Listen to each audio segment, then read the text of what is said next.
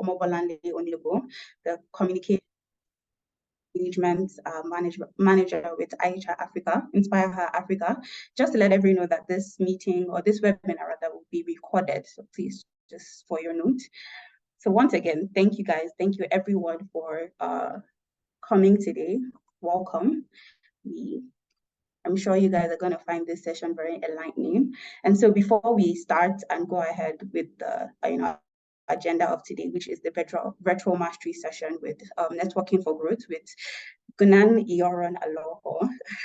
Yeah, so I will just run through gradually the agenda of what we can expect, for today. So of course, we'll have the open remarks, the presentation itself, a very exciting and insightful breakout session that I believe everyone should look out for and should be ready to participate very well in. A Q&A session just to address the questions, and we'll have the conclusion.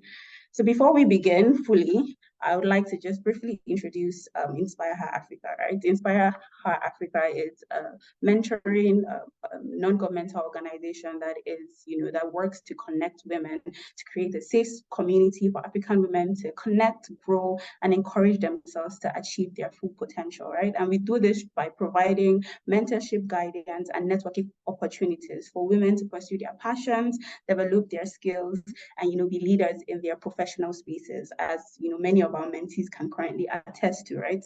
We work to create safe communities for African women to fully connect, fully explore and unleash their potentials, really learn, encourage themselves to, do the work that they're seeking out to do and fulfill their purpose, right? And we're working to become a leading mentorship group for African women looking to grow professionally. And so that's just, a summary of what we do at Inspire Her Africa. And as we move forward, I just want to share some housekeeping ground rules that we need to abide and follow by to ensure that, we really connect with each other, hear each other very well, and participate as much as possible. And so it's important that we keep these housekeeping rules in mind. Please ensure that you mute yourself unless you're, speaking, you're actually speaking. That way you don't distract others. Kindly note that, again, like I said, the meeting is being recorded. Please raise your hand if you want to ask any questions, make any comments, anything you want to talk about. Just raise your hand first, and then we'll give you the opportunity to talk as well. You could also drop your questions in the chat room box, which is very encouraged, so you don't forget, as opposed to writing them and waiting to, for the session to end. You can just drop them in the chat box, and I'll look through and ensure that I record them as we go. So we encourage you to put on your camera if you are comfortable with it, especially if you are talking, and there would be a group session, picture session later. So please, if you're not, fully dressed, please and wear clothes so that you can put on your cameras and take pictures with us. So yeah, kindly use other reaction buttons during the session to just show active participation. If you're enjoying what you're hearing, if you want to share hearts, if you want to share, if you agree, you could share a thumbs up, and any other activity reaction or emojis that you want to share. And so again, please ensure that you engage actively in all the surveys. This helps us as we move forward with other webinars. It helps us prepare fully for you, ensure that we're giving you content that you actually want, and we're delivering as expected. So please, let's make sure we all actively enjoy, participate in activities and also in the surveys. Okay, so to start with, we will just have the first surveys. And like I said, we have to make sure we actively participate. So this is the beginning of participation, right? So please, let's all just share our expectations for this webinar in the chat box. What do we expect based on the title for today, Networking for Growth? What are we expecting to learn? What are some of the things we want to see? I will just go on the chat box and see if I see any expectations yet. So I'm giving you guys about, say, 2 minutes to drop that expectations in the chat room box. For me, a key expectation from today is to learn how to go into rooms full of potential and important people and not, come out living like I come out living like I entered. Let's put it that way. I want to be able to talk to people, connect to people. And so that's my expectations, building relationships. Can we all share some of our expectations as well in the chat box? I'm still looking out to see if I would see any.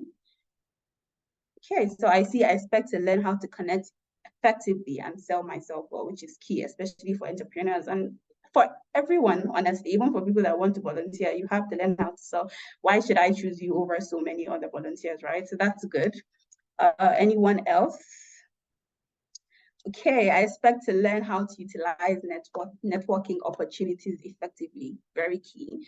You can have the network, but you really need to know how to use it, when to use it, even, and on what platform to use it these days. So that's also very important. Okay, so we'll just, move on from there since we're not really getting more. I'm hoping that more people will, actively participate. Okay, I see another thing rather, to learn what not to do during networking. Applicable tips to network easily. Good, okay, more participation. I'm liking this. I expect to learn how to make meaningful networks and connections at events. Thank you very much, everyone. I think other things we want to, also look forward to learning is even tools of engagement. So today, just as much as big as your expectations are, I would encourage everyone to really open their ears, their hearts to listen and really take a lot of tips as they go back, right? So just to continue, okay, so we'll shortly be moving to the presentation. And before we just do that, I briefly want to, introduce our facilitator today. So Ngunan Ioron Aloho is a lawyer, right? A gender development advocate and a certified PMP. She's an experienced project program and communications manager trained in product management, qualitative research, stakeholder and scheduling management. She has skills in problem solving, critical thinking, creative project planning, and ideation. She's a top 40 African Union Education Innovator 2019, one champion and a Yali alumni, including alumni of the prestigious Changemakers Exchange program created by Ashoka and Robert Bosch. So already we have an influential person before us, and this is part of the times that we have to pay attention to what she has to say and even realize or think on how we can connect to her further, when she shares her social media platforms. And this really will be the beginning of your training, really. And so Ngunan also has expertise in improving team performance, and she has decided to take out her time, a valuable time today, to improve our expertise, improve our networks, improve our education, and how we can also secure and retain clients and funders and forge valuable relationships with internal and external participants. So thank you so much, Ngunan, for taking out this time to come and educate us today. Thank you so much for your time, for the knowledge you're about to pass on. And so I would be giving you the floor now to just, go ahead and introduce yourself while I, bring out your presentation and we begin. Over to you, Ngunan. Thank you so much, Palani. Yeah, all of the things they shared, please don't over-expect because of all that was shared. Still learning and growing. But hopefully, I hope that the section is able to impact you. I've seen some of your expectations as well. And hopefully we get to talk about some of those things. Okay. So like she mentioned, I'm Ngunan Ioron Aloho, and I am a lawyer. I specialize in human rights law. I have a nonprofit back home in Nigeria, the Samuel Ioron Foundation. And basically we work to end or reduce gender-based violence on women. We try to send girls back to school, and we work in internally displaced camps as well. We do research programs, and then as much as possible, we try to partner with other organizations on how to ensure that women and girls in vulnerable spaces have access to opportunities. Chidima is part of the Inspire Her Africa, and she's my friend. And she kind of like gave me the rare privilege to be here today to share a little of my knowledge. So I'm going to be sharing a lot of practical experiences, things that happened to me, what I went through networking, why I'm where I am today. And basically, I think that's what networking has to do as well, because I met Chidima while I was studying here in the UK, and we met at the University of York. And since then, we've been in touch, we've been friends, we've shared different opportunities to each other. And basically, that's how you grow your network. So happy to be here today.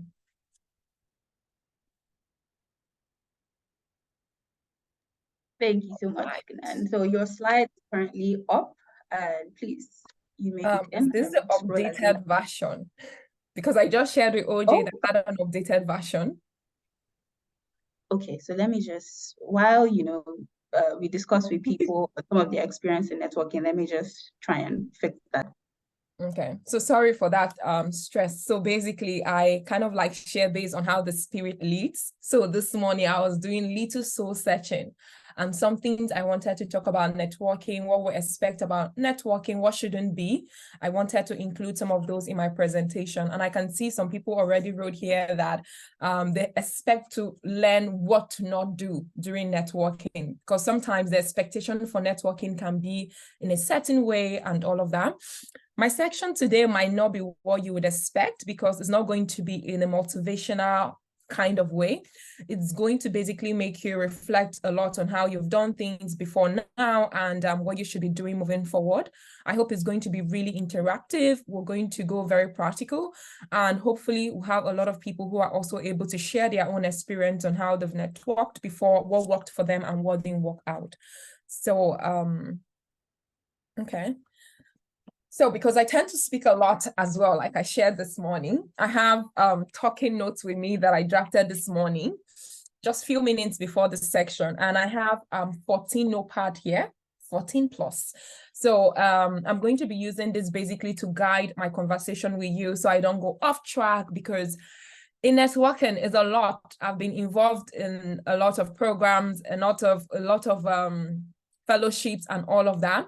So let it not be like I would just be rambling and saying things, sometimes off key, some things that you might not really be interested in. I created this to guide my sharing with you today. So I'm hoping to walk around the slides that I have created. So this is a little agenda guide on this particular section for me. So I've done an intro of me already, an intro to what the section is, and we're going to have something called the word icebreaker.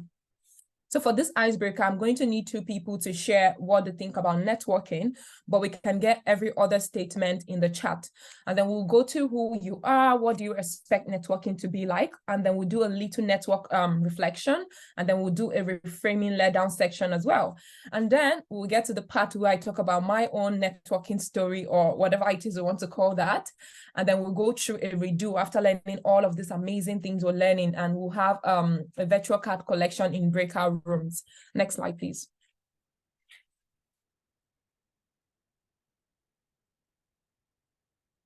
Okay, so networking. When we say networking, I think I was in a co-creation program recently where we're trying to reward what networking is, because a lot of times when people hear networking events and all of that, they tend to not even want to attend those events, because it looks like this very forced gatherings where you have to go get people's contact, get numbers, and then try to forge fake relationships sometimes. And then you have to want to keep in touch with people, do a lot of things. So some people are thinking whether networking is actually the word for it, or whether you should use building relationship. For me, I tend to prefer using building relationship rather than networking, because a lot of times, and I know this might have happened to a lot of people in past times, you go for events, you have your business cards, or you connect to people, you get their emails, you get their phone numbers. 2-3 days, you're trying to reach out to that person, no response. You follow them on socials, there's no follow back. You send message inbox, nobody responds to you. But you guys vibed a lot during that particular networking section, and you feel like, oh, this person is now my friend. This person works in this so and so place. So by the time I leave this place, I would write all the names of the people that I network in here, and then I'm going to blow up. And that doesn't happen. So sometimes it's because of how people maybe visualize what network is. And then a lot of people maybe are not interested or keen to actually attending those networking events because of what they feel networking events are for. Next slide. So the first thing is I want to also get to know what networking is for you. So if I have 2 volunteers, just like I said, we want to be really practical, and you're already practicing the skill as you're here. So if we have 2 volunteers who would share with us what the field networking means to them, and in one word, and have other people share in the chat section as well what networking is. I'm going to be taking notes about what networking means to you, and we'll have a conversation about that as well. So your time starts now.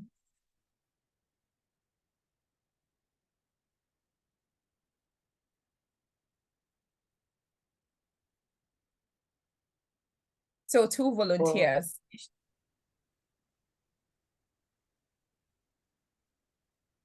I don't mind going. Okay. No, not awesome. Chidima, not Chidima. Sorry. I want from the attendees. I want 2 people to volunteer, because this is a critical thing, and I'm going to say something about this later on. Not Aurora,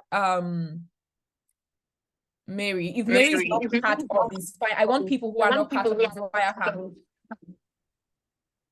Hi, good morning, everyone. Sorry, good day, everyone. Good morning. Good morning. Sorry, good afternoon, everyone. So I want to say what I think networking means to me. To me, I think networking is basically getting to know people that you need.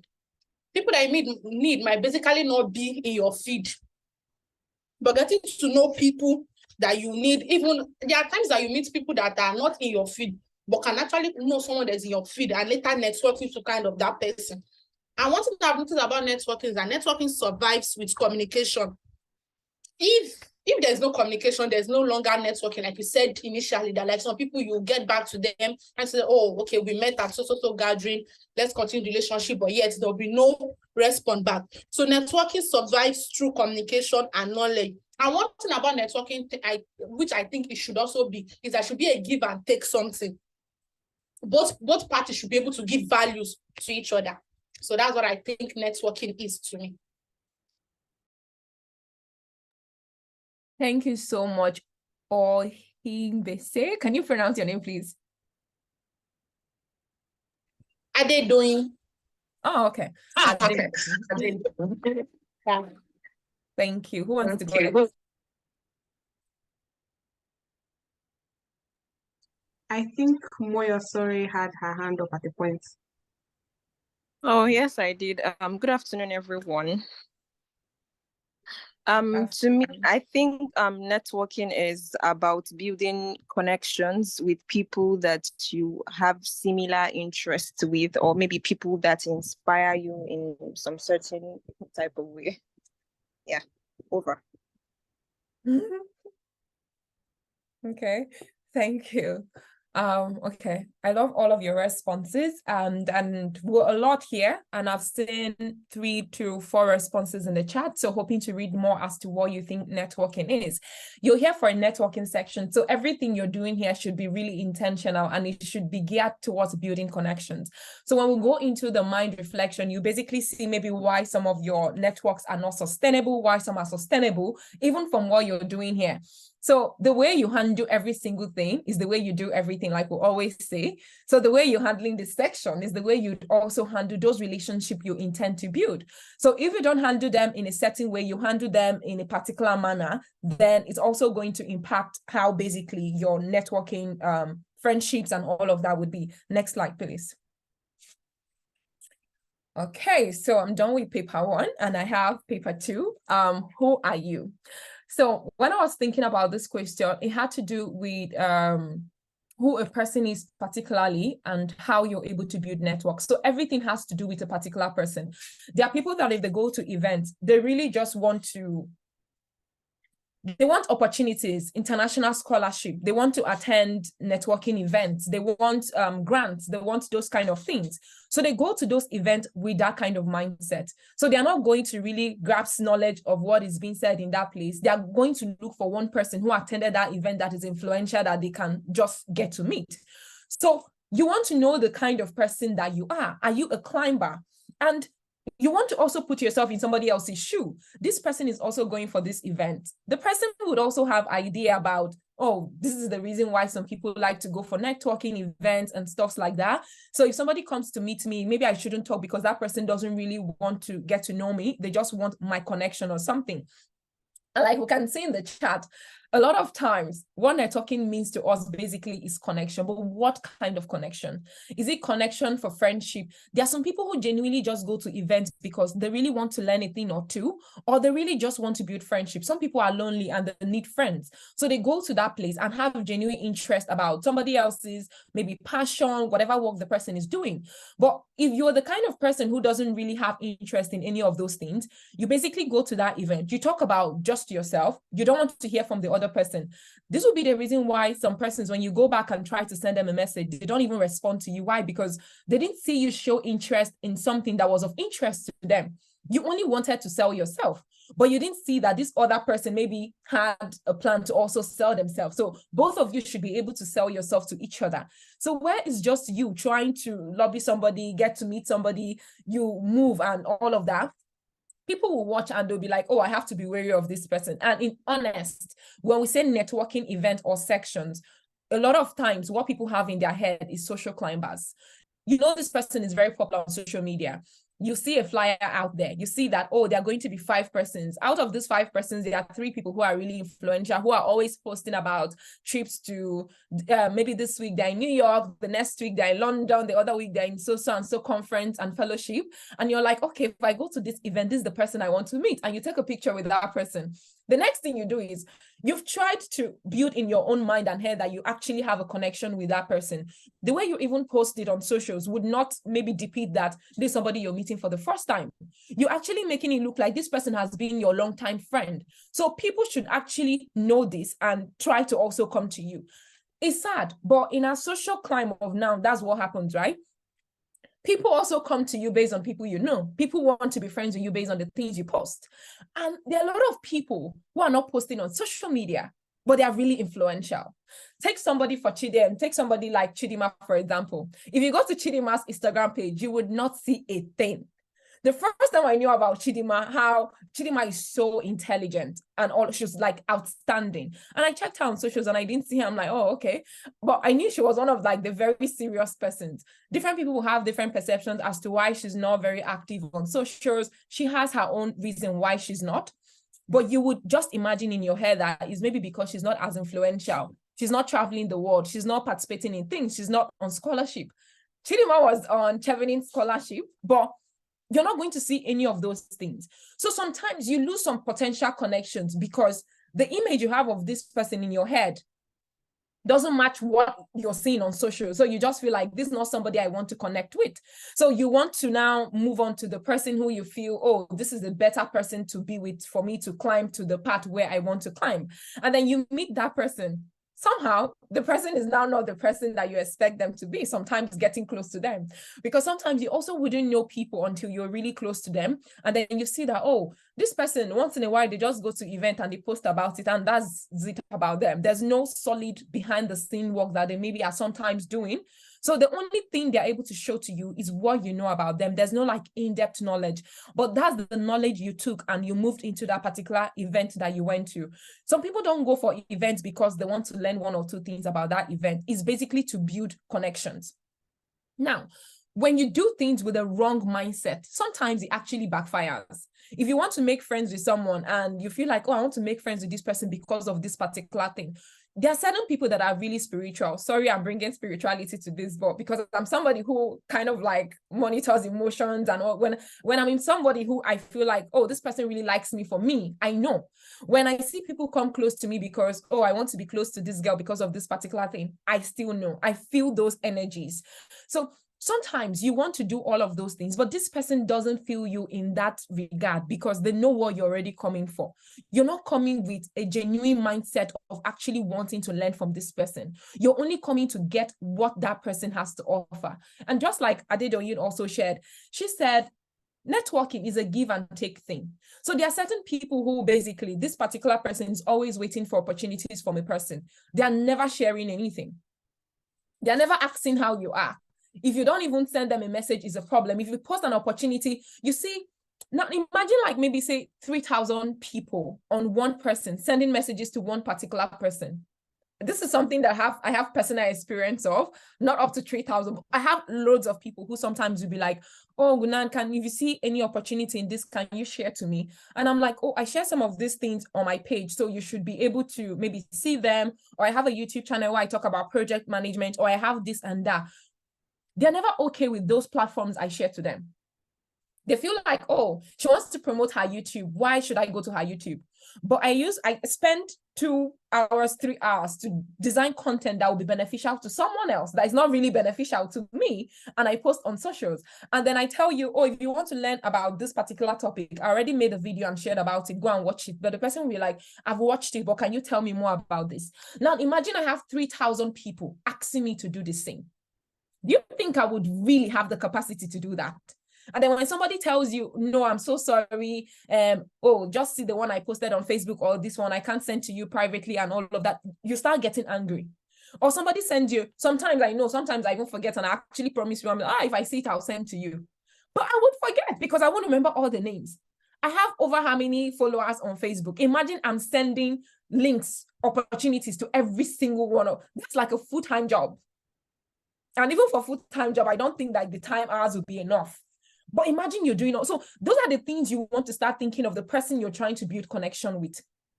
Sometimes put yourself in that person's shoes. If you're in that person's shoes, are you able to do all of these things the person wants you to do? One person I follow and I really like is Temilade. So Temilade's husband is a friend of mine, and myself and Temi were also connected on socials, and we talk a lot about, when she travels for her events and stuff like that, I send her love and hugs and all of those kind of things, and she's always doing the same to me most of the time. So recently, I was now imagining, like, Temi posted something on socials that if you want to get to know her, she's not able to mentor you privately, but if you want to get to know her, purchase her books, listen to events that maybe she attends. You will gain knowledge from all of those things she's sharing. So she doesn't need to be like a personal mentor to you. So there's this whole mentorship thing people have where people will be like, oh, I want you to be my mentor. And everybody feels like they need you, this person, to be a personal mentor to them before they are able to get access to certain things. So what she was trying to say was, there are certain people who can be indirect mentors to you. And personally, that happened to me as well. There are people that I follow on socials that I've never spoken to, but I see the posts that they make and I take action on those posts. I read the inspiring things they write about and it helps me with my own problems. I see the opportunities that they share. I would never send them a message asking for the links. If they just write, oh, this event is happening here and here, there's this fellowship. If you want to know more, go to the website. If they send any link for me, I'm not asking, because sometimes you send a link to somebody and the person will be like, what is it about? And it's an opportunity. Imagine I have to be collating all of those things and be sending to people, and it's a lot of work. I can't do that, right? So by the time you share, people will be like, oh, can you send me? Or you put like, it's a poster, it's a flyer. Sometimes I see flyers and I reshare it. And somebody will be like, can you send me the link to it? The link is on the flyer. But because you have to type it yourself, the person is asking you to actually send a link to them personally. They can't go and type the one on the flyer. And I'm like, okay. So these are some of the things she was talking about. You also really need to do the work if you want to network, if you want to build your own social network or climb a ladder, whatever it is you want to call it. If you wait for certain people to do it for you, that is where you fall short from that expectation you have of how you would network, how people grow success and all of those things. When we say network, it's not also about connecting with 10, 100, 15 people at every single event that you go to, and then continuing communication with them is not possible. For every single event I've attended in my life, for every fellowship, not every single person was my friend. That is something really key we should understand. Not every single person is my friend. And this is one mistake that you make a lot when you're trying to build certain connections or trying to be like a social climber or say certain things. You would want to go for an event, and if you have 15 people at that program or 30 people, you want to try to connect to all 30 people. Why? Because you feel like if you connect to 30 people, that's 30 people giving you opportunities. That's 30 people calling your name behind the scene. That's not possible, because what kind of connection are you able to build with 30 people within a day or within 48 hours? How deep is it going to be? I've gone for a program where we spent 5 weeks together. The closest friends I had were 3 people. For 5 weeks, these were my closest friends. Now, we were 133 people at that program, people from different countries. So I would have said, oh, I want to know people in Gambia. I want to know people in Sierra Leone. I want to have friends from this country, because we were from different West African countries, right? And we were all at that program together. All of the 3 people that were my friends at that program were Nigerians. Somebody else would be like, oh, she's not making her calculations right. Like, you went for this kind of program with different people from different countries. Why are the Nigerians just your friends? I spoke to every single person at that program. We're in clusters, we're in different groups doing different networking events, doing practical things that we needed to do together to get through the 5 weeks of that program. That was like in-depth knowing of people. We had night events where we're sitting, telling stories and all of that. But these three people were the people where when I wake up in the morning, we're going to each other's room. Let's go out. When we're eating breakfast, we're sitting together. When we're having lunch, we're sitting together. When we're having dinner, we're sitting together. We're not working in groups during the actual time where sections were happening. But there was no time in a day you would not find us together. That connection started first with my hairstyle. I had, I think, dreadlocks at the time, and one of them saw it and she was like, oh, you have dreadlocks. I like it because she was in the art space. So she was like, she's very artistic. So when she sees people do things out of the ordinary, she just likes it. And that was how we became friends. Then we had Bemi as well. And the three of us just connected. And this happened in 2017. These people are still my friends till date. If I don't remember any single person from that 137 people, I remember these three. We share opportunities together with these three people. And this is something I'm going to share my networking story very soon. But with these three people, I won. I didn't need to interact or build relationship with 137 people to get to the position where I am today. So certain times, we're not very intentional about how we want to meet people. You shared again, Ade, you said, sometimes these people you meet are not people who are necessarily in your field, and that is true. But one thing, again, you want to be very careful about is you always want to be around people with shared interest and value. There are certain people that you would be close to and they will influence you in a negative way. Or you will see certain things happening. I know sometimes I joke about this with my friends a lot. I've been in one space for the longest of time. I've loved doing one particular thing for the longest of time. Other things came up and had more funding, had more money and stuff, but like I didn't divert to any of those things. I have friends who are in those fields and I see the money they're making from those fields as well. But I haven't really transitioned to any of those things. It's not because I don't want to or because I do not have the skills to go into those things. It's because I still have people who have the same shared values with me and interests that we keep encouraging each other. So I don't fall into the trap of go wherever the money is. So by the time you have different people around you as well, you want to tend to manage how pressured you can get, because we always say, oh, there's no peer pressure. I would never be pressured. I'm the kind of person who is never pressured. Pressure doesn't just come and tell you, oh, you're pressured. It starts little by little. It starts from your thought process, the things you're thinking about doing, the things that come to your mind, the people you want to build relationship with. Those are the things that influence you. It doesn't come and it doesn't start with one big decision you make. It's the very little things that you're doing. So who you are matters a lot in how you network with people. Some people want to build genuine relationship. And sometimes they're not actually looking to gain anything. Sometimes those are actually the best relationship that can actually even get you to where you want to be. So it's not about, if I'm friends with this particular person, this person will mention my name to World Bank. When that is the mindset you're going with, this person will actually never recommend you because, again, who are you? What is that value that you have? What is that genuineness? What is your determination to work? So if you become close to this person suddenly, and the person can even mention your name to World Bank, why would they mention your name to World Bank? What have you done? Where is the evidence of what you want to show them? What is the value?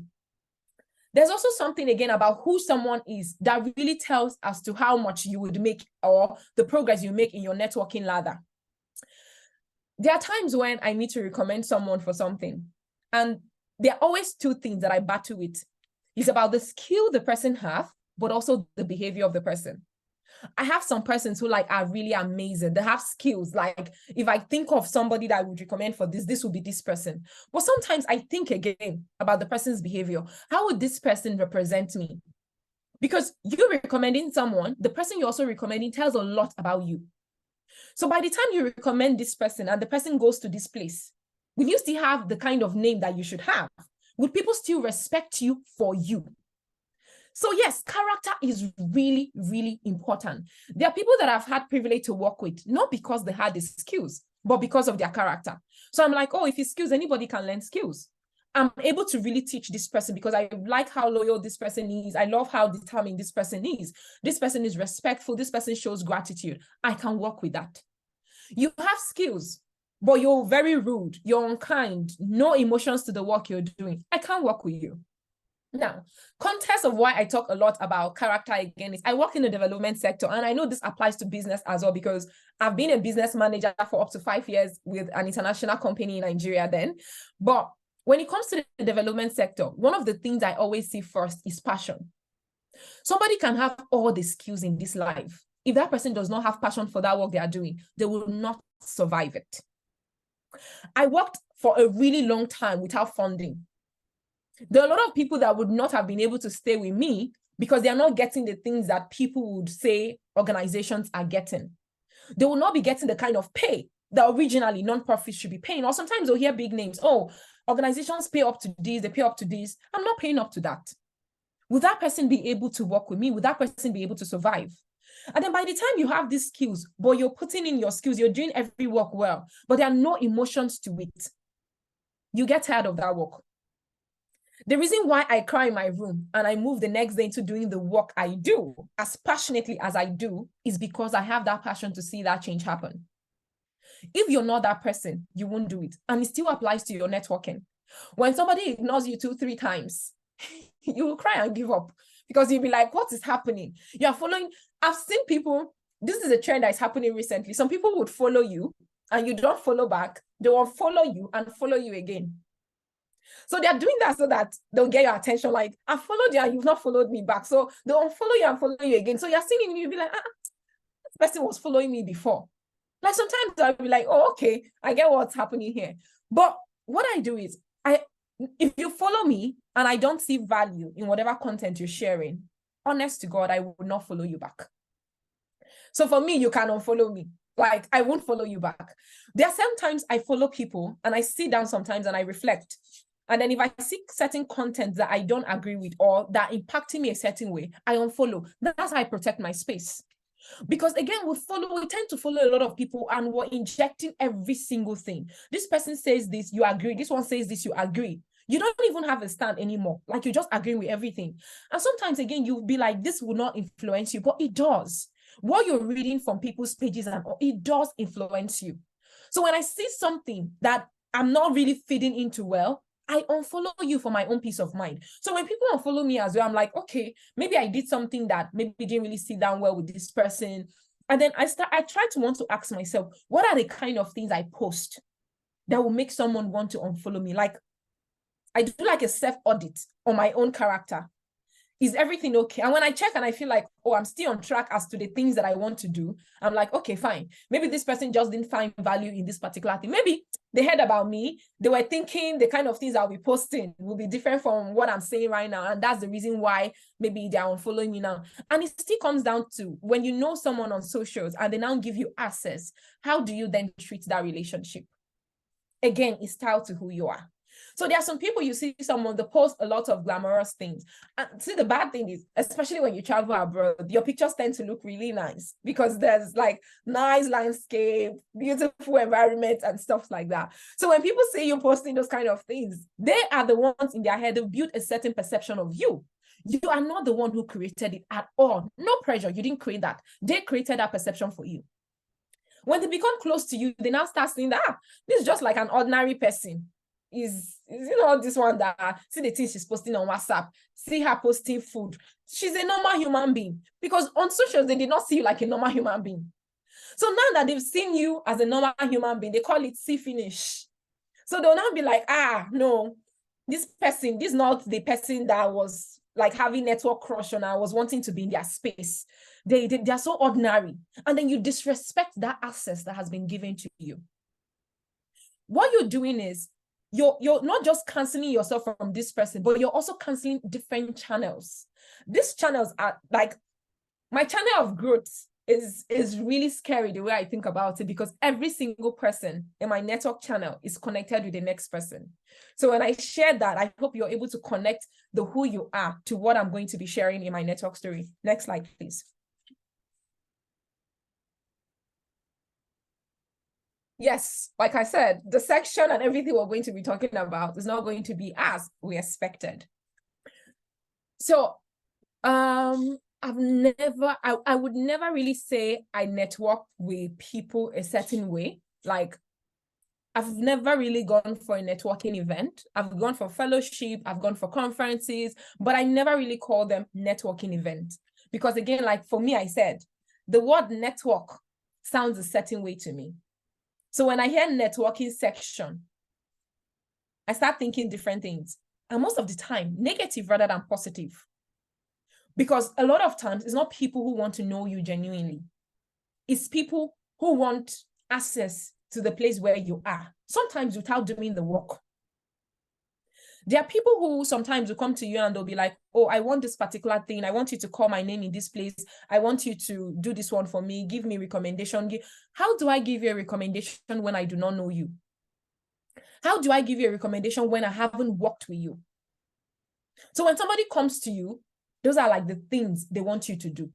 So basically, when you go for networking sections and they now say, maybe speed networking, or they're like, oh, it's time to have drinks. Like there was a recent networking event they did with an organization that I volunteer here in the UK, the Young Women Trust.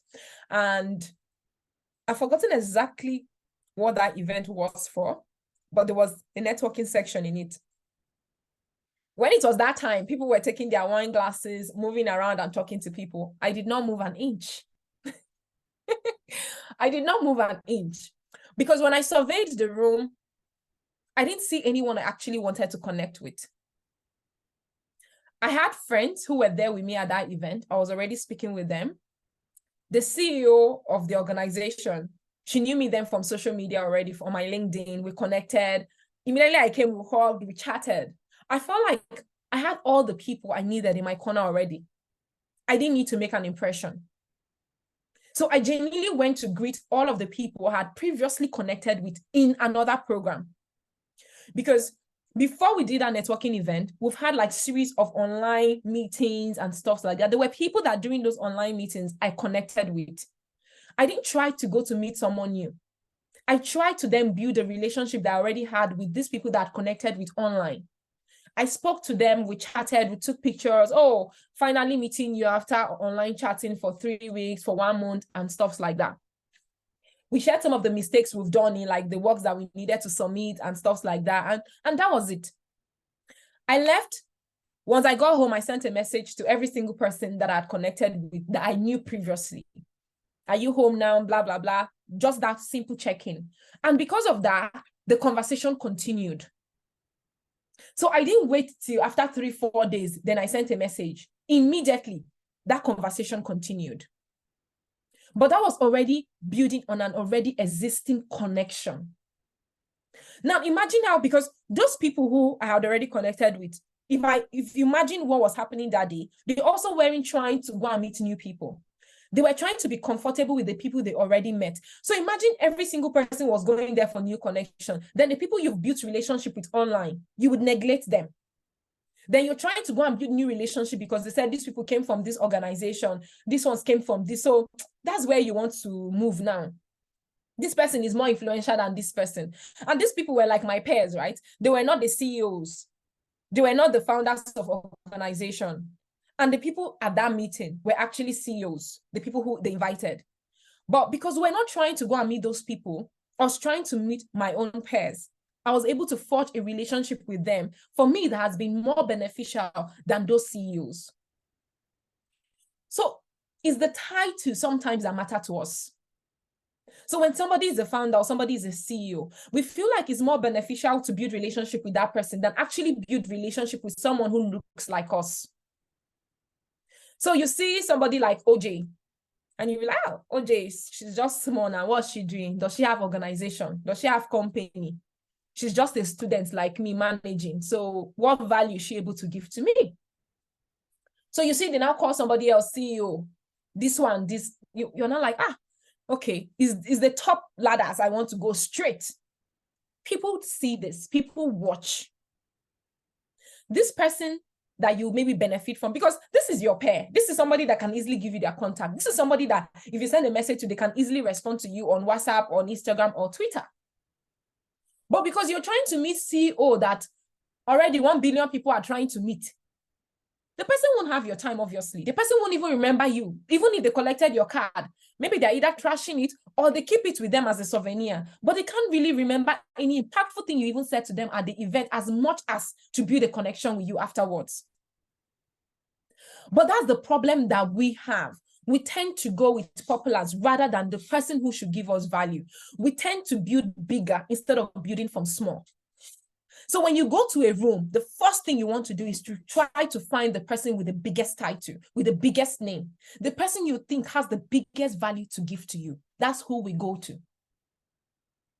It's going to turn out wrong. It's going to turn out bad. You'll be stunted and you would complain. You'll be like, this person is wicked, this person is selfish. But like I said, put yourself in this person's shoes. 1 billion people trying to meet one person. How will you manage that relationship? How do you want them to build? How do you want them to respond to you when they already have 10,000 of messages lined up for them? But how about this person who has just 3 people sending messages to them? Sometimes you see that there's some people that respond to you, and I think some people even take offense with people that respond to them quickly. So when somebody responds to you quickly, you'll be like, this person has time. This person is not a busy person. So why should I be building a relationship with this person? It happens. I have personal experience of this. There was a time somebody sent me a message on Facebook. And because the kind of person that I am, I would always like to say I am super organized. When I see something, except I'm not available at that time, if you send me a message and I have access to seeing that message, I'm responding in the second or the minute that I see them. Because I know that if I don't respond on time, I would totally forget about it. I would never respond. So if I don't respond as it's coming in sometimes, I tend to forget, and then that's it. So the person will now start feeling like, this one has not even reached anywhere she's forming. So it's actually better for me to respond quicker than later. Because later that means that I didn't see that, and then other things will pile up, and then I won't go back to that. So once I see an email, I'm not leaving that email, and I'm going to respond to that email right now. So when people answer some people like that, some people will be like, this person, for her to have this kind of time, she's not the kind of busy person I want to associate with. She has not reached that level where you'll be ignoring people. So somebody actually told me, like, you respond so quickly and you always say you're busy. And I had to ask my friends, I'm like, when I respond on time, is it bad thing? Because somebody told me that I say I'm busy, but I'm responding on time. So is it bad thing that I was actually responding on time to that person? I'm like, okay, so should I wait like 40 minutes and then go back to this person and respond? I shouldn't respond quickly. So the person won't feel like, oh, this is business. She's always writing her out. It's force. But trust me, my schedule can be as mad. But if I see a message, and that's why my schedule is as mad even. Because once I see a message, I'm turning to it immediately. So there are people that will get to a certain level. Now imagine that it's 100 people sending that message at the same time. Maybe they'll respond to the first 10. They're tired. They can't respond to the rest. And then new messages will come up. You won't go back and start looking for those 40 remaining messages. You will answer the ones on top and then you let it go. But when you're already building relationship with somebody who is your peer, who understands what you're going through, the person will try to be civil. The person will try to give you better chances of building that relationship with them as well. So the person will be like, I've been in these shoes. I'm also somebody that I've sent messages to people and they don't respond to me. So let me not be that kind of person as well to this person. You think a CEO with 1 billion people is thinking that? The person is not. So tying back to who you are, how you're trying to build affects how you actually build. Whether you're going about it the right way or the wrong way, whether you're looking to starting small or whether you're actually thinking too big around the people you want to network with. Next slide, please.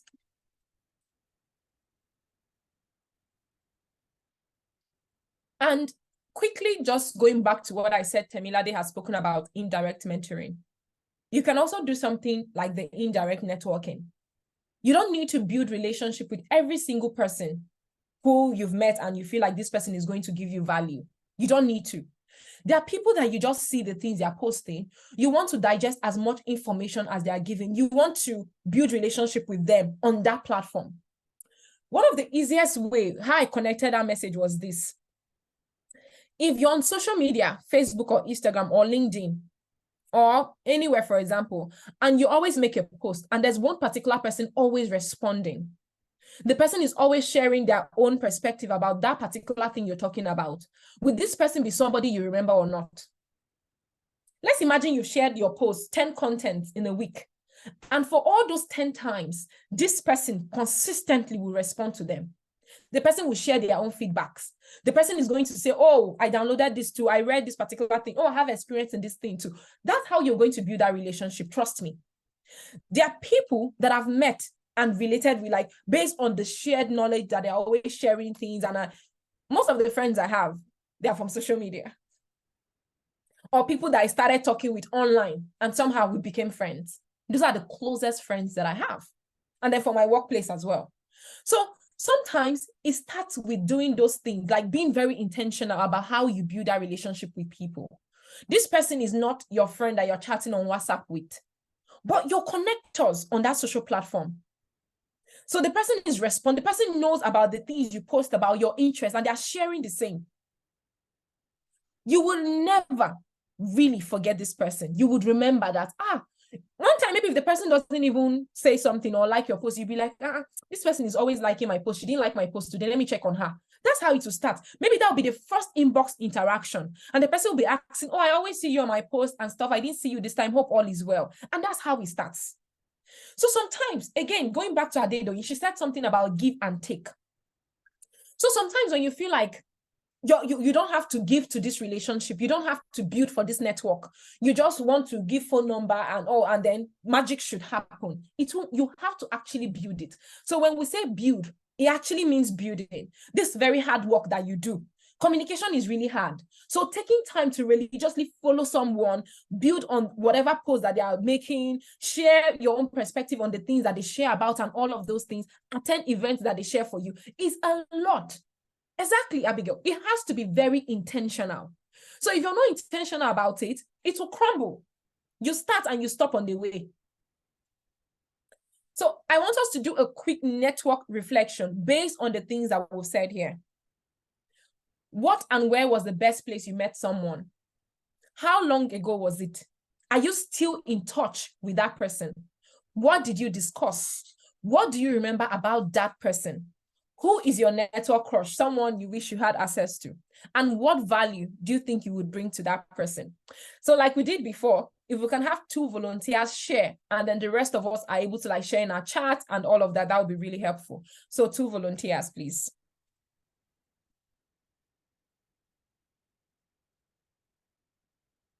Aurora. Thank you for calling me. Okay, so for me, my favorite best place I met someone recently was one event I went for. I in one mentorship program. It's called Tayo Patayo Mentorship Forum. So we had the 5th anniversary, which is normally an event for networking and all talking. So that was in July. I met Isioma Utomi. Are we in touch? Yes. I can't say in touch because I say I did something basically. So I actually spoke to people that I've met before that we've been communicating online, like you said, before the event.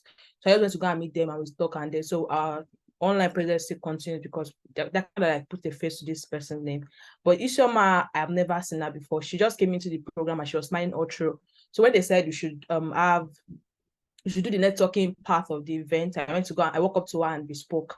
So one thing, what we discussed was that I didn't outrightly, I'm just moving, I'm switching careers, I'm moving to tech, UI UX design, I'm basically in right now. And this is an organization that I have opportunity to meet a tech person, look for internship opportunity and all that, but I purposely didn't do that with the networking phase.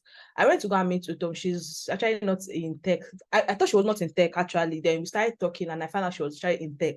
I always went to meet her to just meet somebody different and not particularly in what field I was looking for. And the funny part is that what we actually talked about was novels. So she told me she likes to read novels and she likes to read romance novels. So she likes, after all her day work and everything, she likes to kick back and sit down with a good novel. Like, and it still stick with me. Like, I try to connect with a personal life than, oh, what do you do? I'm trying to move into tech. Would you like, did you know anything like that? No, I didn't do that with her.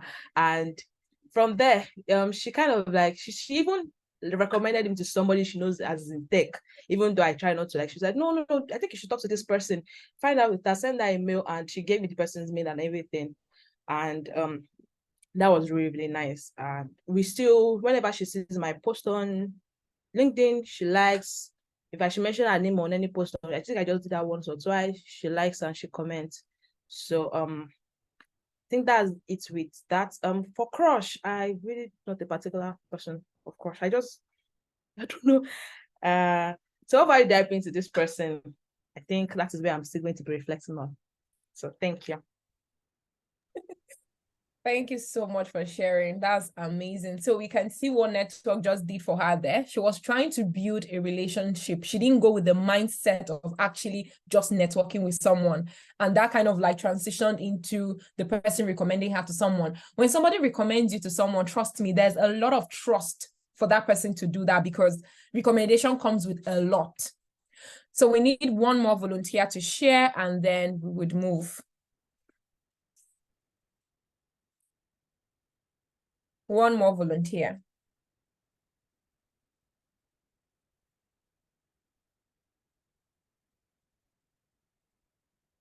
Should I talk?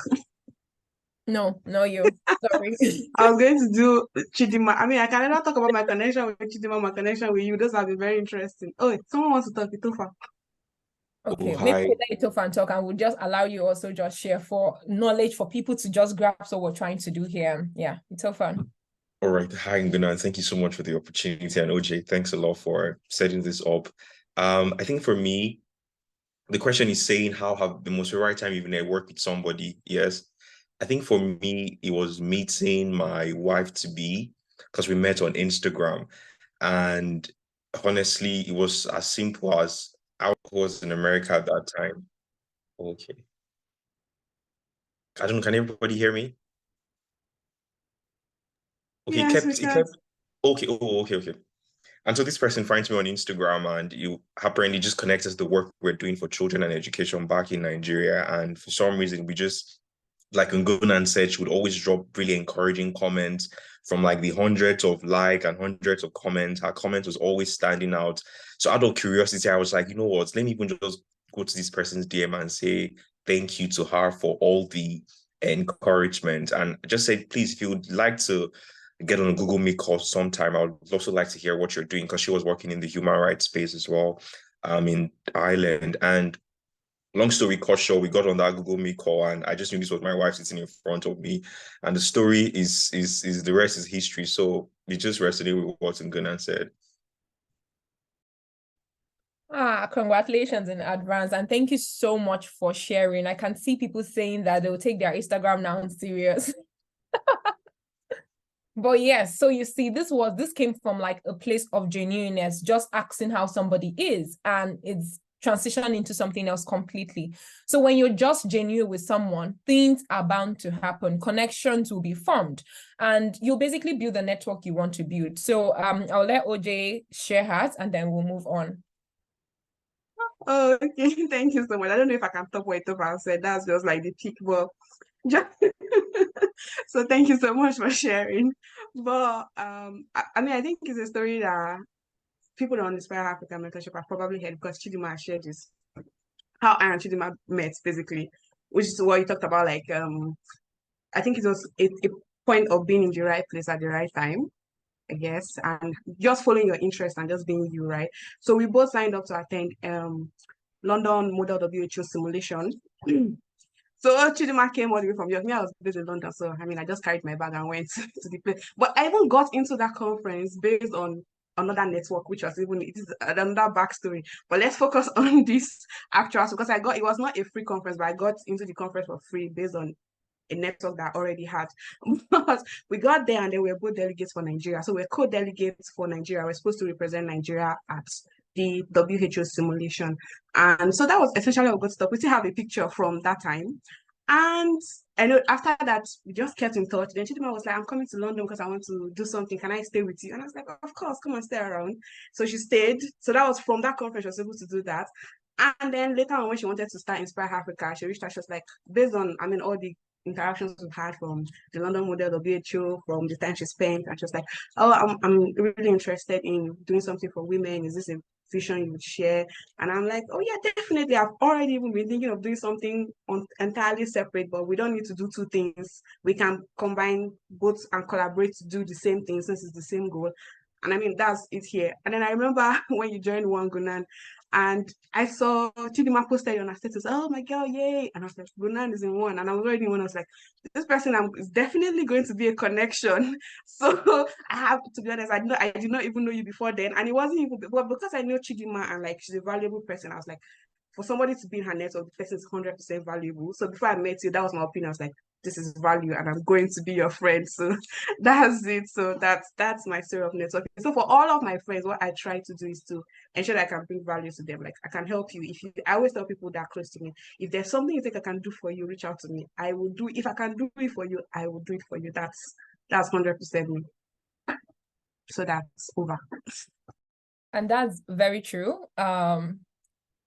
It's true with OJ what she shared, and how we're all hyping Chidima here today as well, because this has been like a network transitioning circle thing happening here as well. Because I met OJ and I saw how very receptive she was to like learning and all of that. I give her a lot of tasks to do where I work because she's a community leader with the One program. And every single time OJ is available to take on roles, even when it's very inconvenient for her, I would just be like, oh, we're doing recruitment. Do you want to be a part of it? And yes. Oh, there's an urgent interview that just came up. It's open. Do you want to? Yes. Like every single time you reach out to OJ, she's always able to support and help. So you see that networks are different. Like it helps you do basically different things. OJ was able to accommodate Chidima to stay with her. There's a lot of money staying in a hotel in London, trust me. But Chidima saved that money because she knew someone like OJ. So sometimes the kind of network you're thinking you want to build with somebody and the kind of things you want them to share with you might not necessarily be that particular thing, but it would help you in very different ways. So I hope that we're all able to see all of these different points and how we can actually build genuine relationship with people that can actually lead to more profitable things. Yeah, she said she stole her chicken. Yeah, next slide. So now we're going to do what is called the reframing letdown. Now, this is because a lot of times, like I said, you meet someone and they're not the kind of person you expect them to be. Sometimes it comes from a positive or negative outlook, just like with all of the things I've shared. How do you manage access with people? Do you get to people's network and you be like, oh, this person wasn't what I expected, and then you start maybe disrespecting the person, or you start feeling like this person is not what it's like. Why would they be posting picture eating? Why would they be this? This person is not supposed to be human, but they suddenly are now human. All of those kind of things. Or somebody who genuinely, because they didn't have time to maybe respond to you because of something, and later on, like you already wrote them off, and later on that particular thing changed. So again, let's have different two sets of people. Just share with us in reframing letdown now. What happened, what turned out really, really bad with the connection that they had, and how that thing later turned out to be great. That same connection that they felt was bad, how it turned out to be great. Not Aurora again. I'm so sorry. Aurora, you can share your story for us in the chat, but we want other people to speak. Bele. And if we don't get volunteers, we'll actually move on. And Aurora won't share. So Aurora, you can share in the group. I think Bolane has her hands. The host. So if we have one additional person, I can let Bolane talk. But if we don't, again, we'll move on. So I want someone who is not a managerial part of Inspire Her Africa.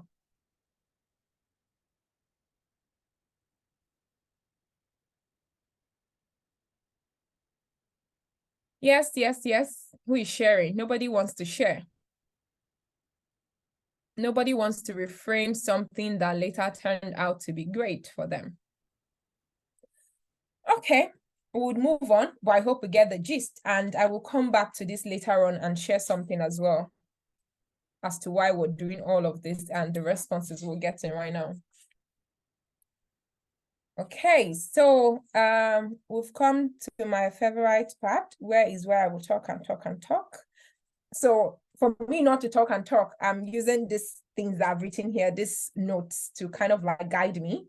So let me just find where I should be right now. So perfect. Okay, so I have here my networking story, or what should we call it? And we have all of the things on my slide here: action, you have the eyebrows, reach and communication, and the build. Okay. Okay, so I shared that I wanted to start about this section with talking about my time where I first volunteered, which was in 2012. At this time, as I was an undergraduate student at the Benue State University, I studied law. So I was interested in gender issues, and this was because I also had personal experience of period poverty. And I just wanted to do something that would change lives, but I didn't know exactly how to go about it. One of the things that was kind of like very popular in those days, especially in my school growing up at the time, was modeling. So I actually started modeling as well and doing all of those beats and stuff, got a little distracted as well. And then somehow through that, one of my friends also went for a contest and then won Miss Culture and Tourism. And then I was the person who would normally plan like her dress up and all of those kind of things. So you can call me like, is it fashion designers they call them, or stylist rather. So I was kind of like her stylist during that period. And I got to like meet a lot of people working then in the development sector, because what happens with some of this pageant is when you are a beauty queen, you have to do social projects. You have to maybe launch a program where you're providing books for children in school or those kind of things.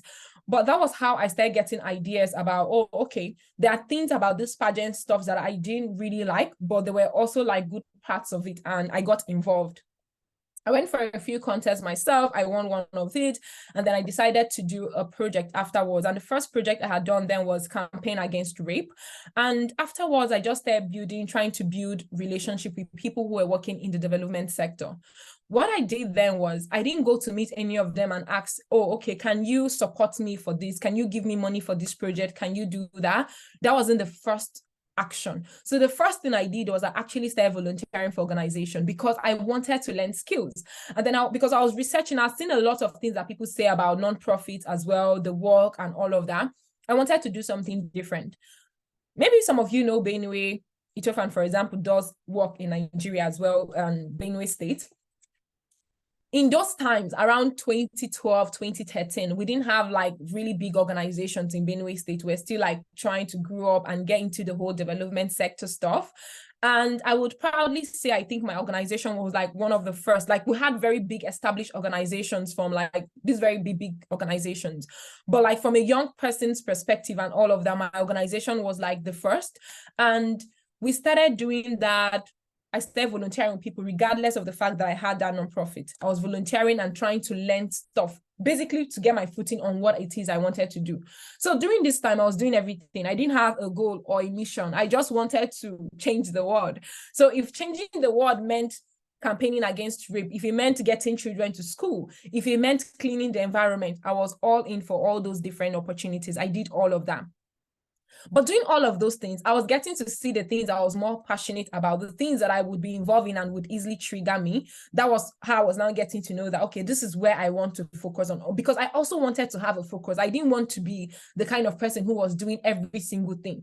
I wanted to do work for change, but I knew also about capacity. I knew that I wasn't going to be able to change the entire world. I knew that I wasn't going to get every single person in school. I knew I wasn't going to do something that would change the life of every single person. So I wanted to impact from a small corner of my, like, what is it I know how to do for my own position, for my course as well, that would just streamline for me and I would focus in. Because I did law, it was very easy for me to just move into human rights law again, because I wanted every single thing I was doing to connect to my academics, to social, to everything.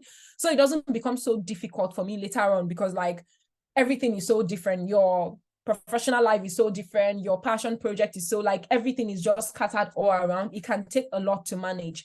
So I was trying to find like a niche where I could like focus on. So when I did all of these volunteer works, I discovered that, okay, this was the space that we didn't have like a lot of capacity at that time in Benue State. And this was something that I had a personal story in. So maybe this is something that I should do, because I lost my dad when I was 10. It was almost difficult for me to go back to school. But good relationships and everything. We had someone who funded all through my secondary school education. And then I got to the university. I started doing modeling, doing some stuff, all of that, and were able to like pay my way through school. So I felt like education was really, really key for me, and it helped me a lot. And I wanted other girls to feel the same way, that they could also go to school regardless of maybe stuff that would happen to them. And that was really tricky because a lot of things connected to the whole educational aspect, especially for girls and all of that, was like, so where do I still focus on? So when I did a lot with like this different organization, I now decided to like start moving small with the knowledge that I was getting to be building my own thing. And that's how I started building. I finally went to law school in 2017. And in 2018, like all this period when I was launching project, I'll basically do it with like personal funds because I didn't have any sponsor or anyone, and I wasn't going to meet anybody to support me basically, because I felt like it's my personal thing. Because at that point, again, people had this idea from where I come from that you're getting money from what you're doing. So they would not take it as serious as you would. So I was always trying to get my own money to do my own thing. And however I ran it, basically I was satisfied with that. Everything changed in 2018. And it was just like Itofan shared how he got married because of just like the message. That was how my story in the development sector also changed through LinkedIn. So in 2018, that was when I was now posting a lot about stuff that I was doing. There was a particular day I sat in the school, like I was in law school then in my room. I sat down with a friend and we're discussing, and I was talking about child marriage and all of those kind of things. And based on our discussion that we're having, I just got like an idea immediately to create an illustration book. Based on the discussion that we're having, we're seated right there, and then when we're seated, I drafted an idea for that illustration book and designed the storyboards for that illustration book within like our 3-hour discussion, basically. So after I designed all of those things, I'm like, okay, I'm going to do this. And she was like, you're in law school. At that point, I was also a one champion. So she was like, you have all of these activities you're involved in. How are you able to do this? And then I think 2 days later, I went on LinkedIn, and then there was this person, I'm going to call his name Smith. I think I wrote here that I don't want to call the real name, but I met this person, and then I sent a message. The person sent me a message rather about a question that they wanted asked. So there's this thing on LinkedIn where people can ask you questions, and you can also ask them questions. So it's like what you're open to sharing your knowledge on. And the person was asking around girl education, funny enough. And this person wasn't Nigerian. And the person asked the question and I answered. And the conversation really went in depth. Like we had a long discussion about that particular thing. And the person was like, oh, I work with so-and-so organization and I'm the director for the Nigerian office and blah, blah, blah. So I would want you to pitch this work you're telling me, the illustration book you say you want to do to talk about, to tackle child marriage and all of that. I want you to come to our office and pitch it. We're going to take care of your transportation. We'll take care of all the logistics for you to travel. And I'm like, oh, okay. So there's scam kind of stuff as well. But obviously I looked through and this person wasn't scamming me. But I'm like, okay, let me try it. And I told my friends in school, I'm like, okay, this opportunity just came up. This person just sent me a message. I told everyone around me and we're like, okay, let's just try it.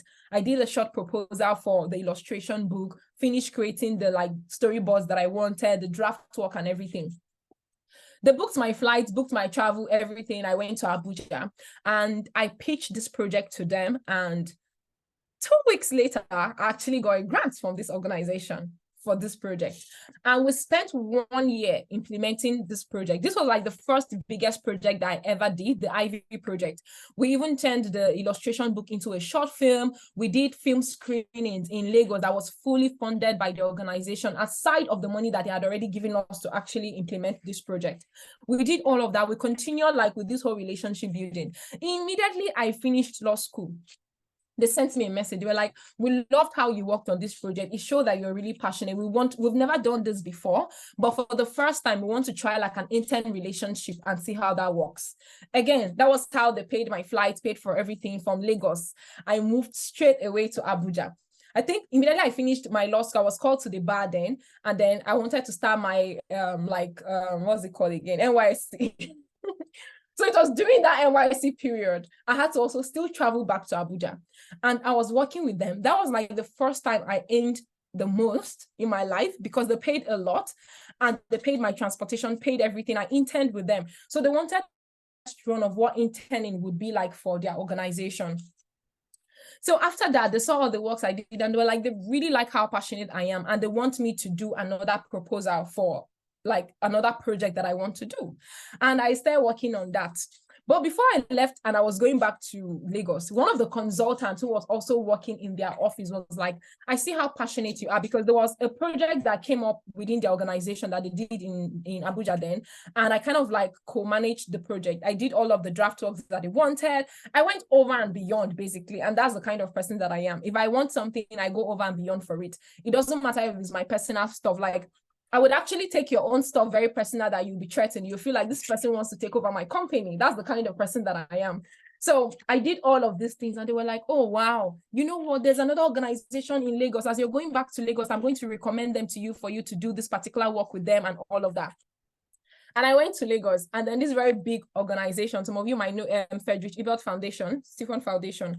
So they're in Lagos. It's really big as well. And they were like, oh, somebody now sent me a mail like days later when I landed Lagos. We got your number from so-and-so organization. They recommended you. They say you are fit to do this particular job. They did not ask for my CV. They did not ask me for interview. They did not ask me for anything. They were like, this is a high-level project. It had to do with like trade unions and all of that. It was really intense. And they were like, we want you on board on this. I'm like, okay. That was where I think that was the first time I started having this imposter syndrome. I started asking myself, am I able to like do this? Like, I don't think like this person is overhyping my skills. The things I was doing, basically, I was in a very safe environment. It was easy for me to do mistakes and like get corrections and all of that. But you're going to go and give me to the big wolves now. Like, how will I manage? Anyway, these organizations, all of the things they were doing basically was on the mainland. I lived on the island. So we now spoke about the whole logistics and stuff like that, how I'm going to be coming from the island to the mainland. Guys, these people were going to be footing my Uber transportation. I was not going to be using bus. So what, I think in my life, if I calculate, because I was going to only be working physically Fridays and Saturdays. So for Fridays and Saturdays, I was paid 30,000 for 2 days in a week. So you can make that maths in your head. And this was around 2018, 2019. Now, they were going to be paying my Uber. Sometimes my Uber was even more expensive than the money they were, because island to mainland, that's a lot. And then there's traffic and all of that. Sometimes my going would just be like 7,000, 9,000 for transport, coming back 9,000, all of that. Like they will give me food, money, food, afternoon, dinner. Because they'll give me like snacks as well before I leave, because we'll start the program maybe 9 in the morning and won't end till evening. I was paid well. I did this program, and when I finished this whole work, it lasted between 6 months to 8 months. When I finished, they wrote recommendation for me. The program coordinator became like my best friend. Like she was in charge of the whole Lagos unit. She became like my, until today we still chat on WhatsApp and on Facebook, we're still friends. Her children's birthdays, she will involve me.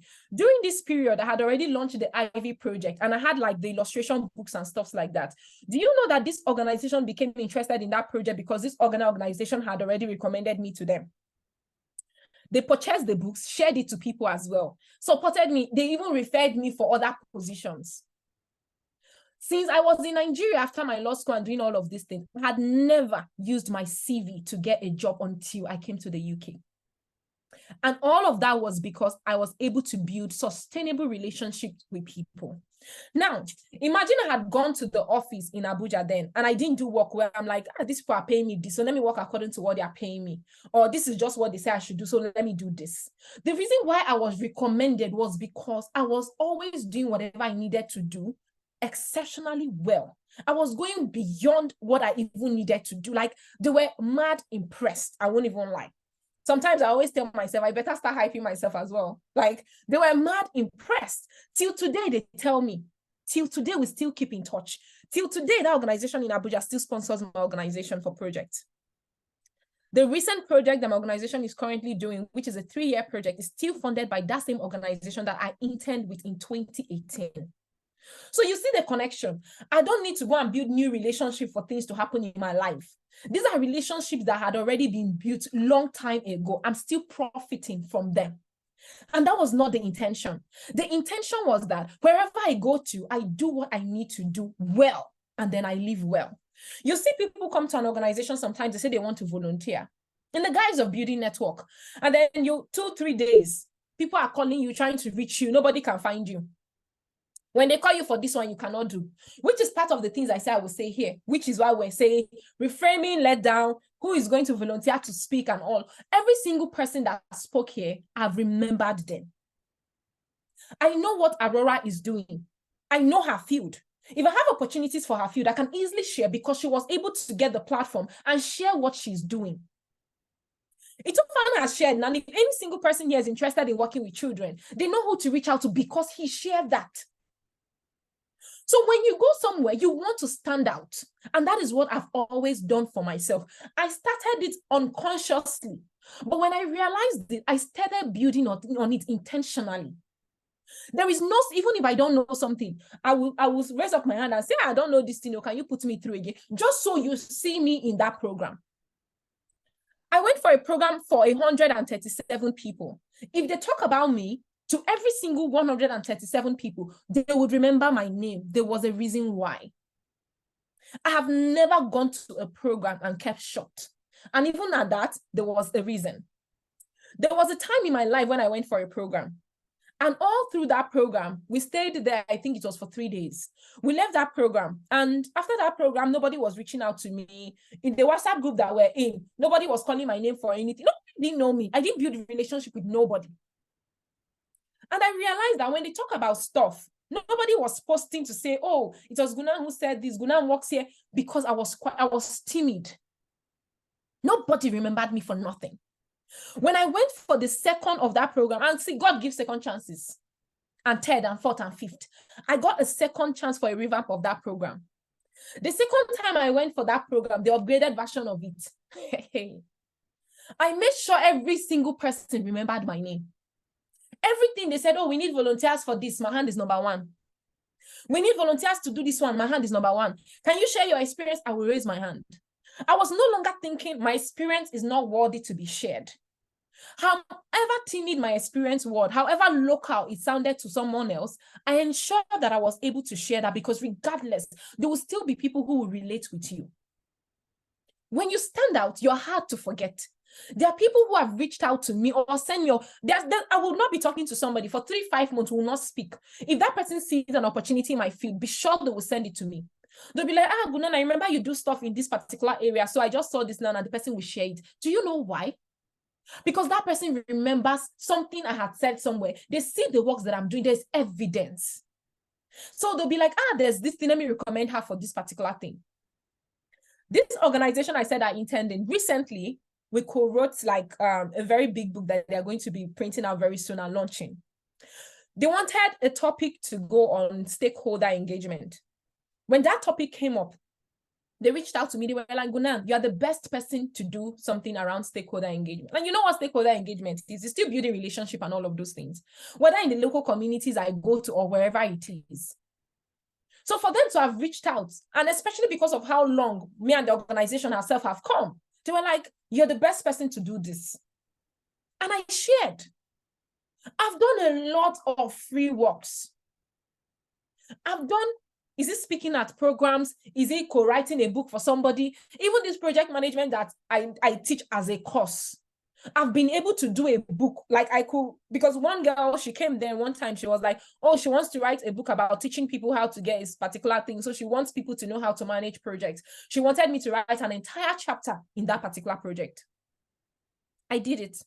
This is not somebody that has attended my course before or anything, but I gave her access to those courses. I'm like, you can watch all the videos and everything, whatever you find value in, be able to put it in your book. But I'm also going to write this particular thing.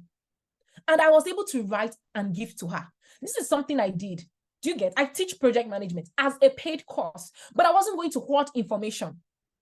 My YouTube videos, I still share things around stakeholder, how to build projects, and all. I'm not hoarding information. You go to a place, you don't want to share your ideas, you don't want to share skills, you're hoarding. When you're hoarding, nobody will know it, so they cannot recommend you to any place because they don't know what you will do in that place. There are some times when people reach out to me, they'll be like, Ngunan, we have this opportunity, we're looking for 2 people, can you recommend? Honest to God, I don't have people to recommend. Why? Because I know people, but maybe their skill is good, their character is not good, or I have people around, but I don't know the skills they have. So if I don't know your skills, why will I be recommending something to you? So I will just be sending you opportunities and you will not be using it. And that brings me to the other thing. There are some people that you now view that kind of relationship. Some of them will actually ask you, please send opportunities. At first, I used to always oblige and I will send opportunity. In fact, I will push you. I'll be like, have you applied? Send me proof. Do this one, do this one. One time somebody told me off. They were like, you cannot be interested in my future more than me. Don't pressure me. And I learned my lesson. So me now, I used to say, I cannot be interested in somebody's future now more than the person themselves. I will teach you. I will try my best. But if you don't do the work, I will not do it for you. So when I send you opportunities and I don't see your effort, I won't keep sending you opportunities. So there's something as good as giving somebody feedback.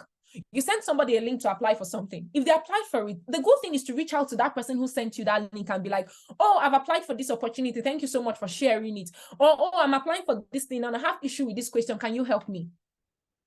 Let the person at least know that they are seeing the link and you're actually using it. But imagine that you open your chat to somebody, you send them 5-10 links, no response. They will just be liking it. They'll just be liking, no response, no feedback, no nothing. How are you sure they're using the opportunity? And you know how bad people can be about networking. There's somebody who's on my chat. She used to be my friend. And I would always share opportunities with. One time, this person hoarded an opportunity from me that I knew about. And I brought it up and I'm like, oh, I'm always sharing stuff. But I asked you, I came to you and even asked for this information and you didn't give it to me. Anyways, it's fine. I was just able to lay my grievance for that particular thing. After a while, I now started posting stuff that I was doing and all of that. And this same person now reached out to me. They were like, now you always have opportunities. You're always going to places. You're always doing this stuff and you don't share with me. And I was triggered. I'm like, open your WhatsApp right now. What was the last message I sent to you? Go to your media. How many links have I sent to you? Have you ever given me any feedback? And then check our train of chats. Have you ever sent me even one opportunity to also access? And the person was like, oh, sorry. And that was it. So you don't send opportunities to me, but you want me to keep sending. You never acknowledge it. But when I make a post, you just feel like there's some things that I'm getting that I'm not giving to you. Have you opened those ones that I've sent to you? Do you know if it's those ones that I'm sending to you that I'm actually assessing and getting? So when you talk about network, there are different ways to it. There are your friends who are sending you opportunities and you're not making good use of it because you want a CEO of a billion company to come and send you opportunity. You want your name to be called, maybe behind you where they say somebody will call your name today in a room full of opportunities. Why should your name be called? The small tax that somebody gave to you, how did you handle it? It can be a tax as good as, oh, send me budget for this thing, or check in on this person for me. Did you do it?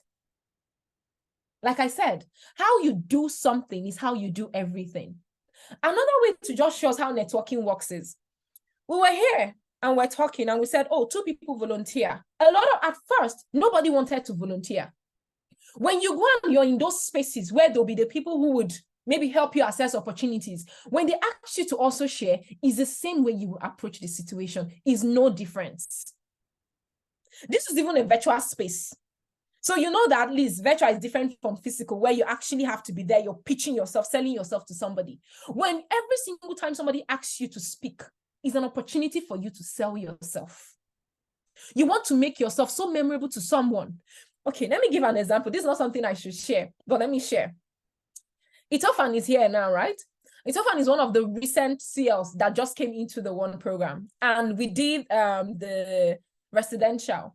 And we had something called the activist-led spaces. And we're like, oh, who wants to volunteer to lead a space and blah, blah, blah. I am so sorry to cut you short. I don't mean to stop the flow. I know everyone is enjoying. I was just trying to okay. Don't worry. So Itofan actually volunteered to lead a space. He was very new. This was going to be like his first re-interaction with people he's never met. He volunteered. There were other people who maybe didn't want to volunteer for one thing or the other, but Itofan volunteered. He led that space. It was a space that had the highest number of people participating. Now, we did a challenge where we got envelopes and we said, oh, write about someone. I was the one who was sealing the envelopes. I know the people who got the highest number of notes in their envelopes, right? Itofan was one of the newest members of both our YA and our CL community. Itofan was the person who got the highest envelopes combined from across 60 people who attended a residential. For the first time, he was interacting with people. Do you know why? Because he made himself very memorable. He ensured that he crystallized his name and what he was doing in the minds of people in that program. So when we say reframing let down, share something and you're not sharing, you're doing it to yourself. That's an opportunity lost that you would have shared something about yourself. So now, if somebody comes to meet me later on, they'll be like, oh, Ngunan, I was at this networking stuff that Chidima and co-hosted and blah. I remember you because you spoke here. I remember Aurora. I know Bolani. I know Oja. I know Itofan. I know Adedoyi. You get. I know Moyo because they said something. I wouldn't remember the rest because you didn't make yourself memorable enough. It's the same way you show value to people. How do you give value to people? Are you waiting for this person to keep giving you, or is there something you're also giving back? How are you selling yourself? This is already a space where you need to sell yourself. And selling yourself means participating in every single thing that needs to be done. So that's how you actually build a mutually sustainable relationship. Anyway, like Chidima has called us out on time. Like I told you guys, I talk a lot because there's a lot of experience to share. So sometimes I talk and I move past time. It's not like I had papers here to guide me, and I haven't spoken about some of these networking opportunities on these papers, and our time is up already. So anyway, if you want to hear the remaining of the networkings and all of that, I share about a lot of them on Twitter. Some of my friends, a lot of my friends that I speak about on social media are people that I met through workspace or through fellowships that I've attended as well. And I always share about their stories on my social media platforms as well. So you'll be able to see and connect how I'm able to build and sustain relationship with them. We mutually share opportunities together and all of that. So basically, pair relationship. Some of my friends have been the ones who have shared the most life-changing opportunities for me, and they've continued to do so. So when you're trying to build relationship with people, don't just be looking at people's titles. Don't be looking at how many countries somebody has been to. Don't be looking at how many fellowship or events they've been to. Actually look at what it is you're providing to the person and how you want to be in that person's space, and they will develop and you would also develop. So like I shared here, when you view people as just network or stepping ladders to your growth, they will sometimes only view you as an obstacle. So if you're seeing me as just a ladder, somebody that'll come and be sharing, I won't talk to you because you're just wasting time. You're a time waster. So that's basically how people will think when you want to engage with them in those spaces. Next slide. Okay, so this was one of the most important parts of this section, and thankfully we're still able to do a little bit of it, maybe just for 10 minutes or 15 minutes. So with everything we've learned here, we want to do like a redo. All the things you've learned now, from social climbing to how you build networks to build relationship, this is already a networking event. So don't leave this space without learning what somebody else has been doing and then connecting with that person beyond this space. Don't leave it that, oh, here was the virtual thing, so there was no need for me to actually get anybody's number here or follow somebody here because nobody here can refer me to stuff. We have people here who haven't said stuff that they do. Their social media would not even tell you the things that they do because, trust me, it's not reflective of that. So try to speak to people in these breakout rooms and try to get as much card collections as possible as you can. Build meaningful relationship within this 20 minutes in your breakout rooms. So I will hand over to Bolani to moderate for our breakout rooms. All right. Thank you so much, Ngunan. That was so insightful. I mean, if you didn't get anything out of this, I don't like, really, there's so much. I have written so much, and this is not even a presentation where you say, oh, send the slides to me later. There are no slides to be sent. This was just nuggets being shared, and you have to be writing and typing as she's talking. So let's just quickly go into the breakout rooms. Our host would just okay, so let me just create. So I think with room, I hope we had a good and a very interactive session. I saw that in some groups that LinkedIn's were being shared. me that I'm moving around moderating, I'm missing out. So like I must really be missing out. So if that's good, I saw numbers also being shared. Let's actually put into practice some of the things that we actually learned and not just, take them and don't use them for anything. So I think we're all back in now, and I would, hand over back to Ngunan to just move forward. I know now we're in questions and answering sessions, but yeah, I'll just hand over and all right, over to you. You're muted. I can't actually hear you. Oh, I turned on my camera and felt like I was unmuted as well. Yeah, thank you for being an amazing host, and thanks to everyone who participated. I hope that was helpful and you were able to build new connections as well. Yes, so at this point, we'll take questions. Hopefully they are not a lot, and because we've taken a lot of time already. So if you have any question at this point, you can ask.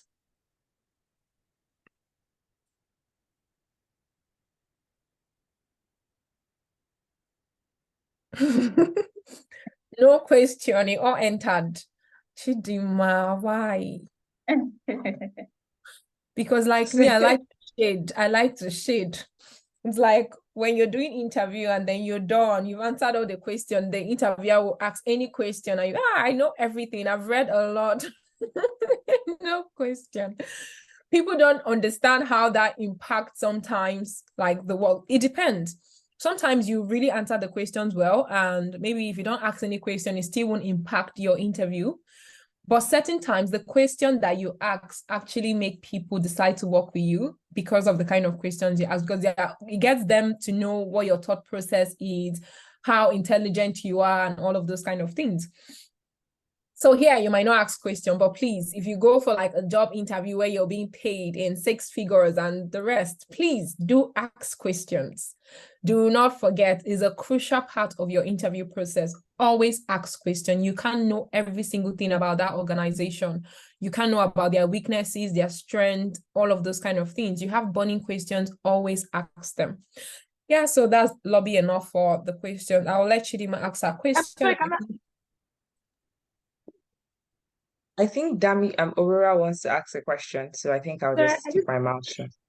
No, Chidi, please still ask your question. But let me get just something with what Ungu said. She said I should ask questions when during an interview. But when at the beginning of the interview, you already see this red flag, like even if they offered you this job, you will not accept it. Is it okay for you not to ask questions and just wrap it up and go? If you already don't want the job, obviously you don't want to prove any point anymore. You don't want it. Okay, good. Thank you. Chidima. Okay, yeah, thank you very much, Ngunan. It has been a very insightful session, honestly speaking. And I have been so impacted. I'm pumped up for action. So I think the question you made a comment about, reaching out to people in such a way that you don't appear like you're a social climber, right? How do you balance that? Because like as you said, when people come to a networking event, if you're way on top, for instance, I mean, you're the one likely benefiting from it, right? There are other people are going to be the ones benefiting. So if someone is coming to you, the first impression is, oh God. So how do you balance that strike of I'm really interested in you, and I want you to be your friend for a particular thing. Okay. So the thing I would always say is, how have you showed that interest? How have you shown to this person that you're actually interested in what they're doing? Is by following them, is engaging in what they've shared, is purchasing their books and all of those kind of things.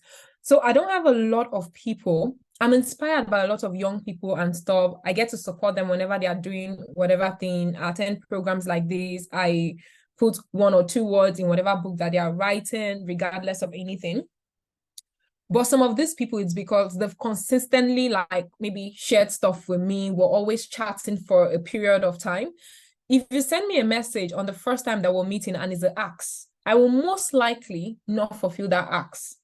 But if we've engaged for a period of time, I see your name, I can recognize that name, I'm more likely to do something for you than to be like, oh, this person just wants information on this particular thing.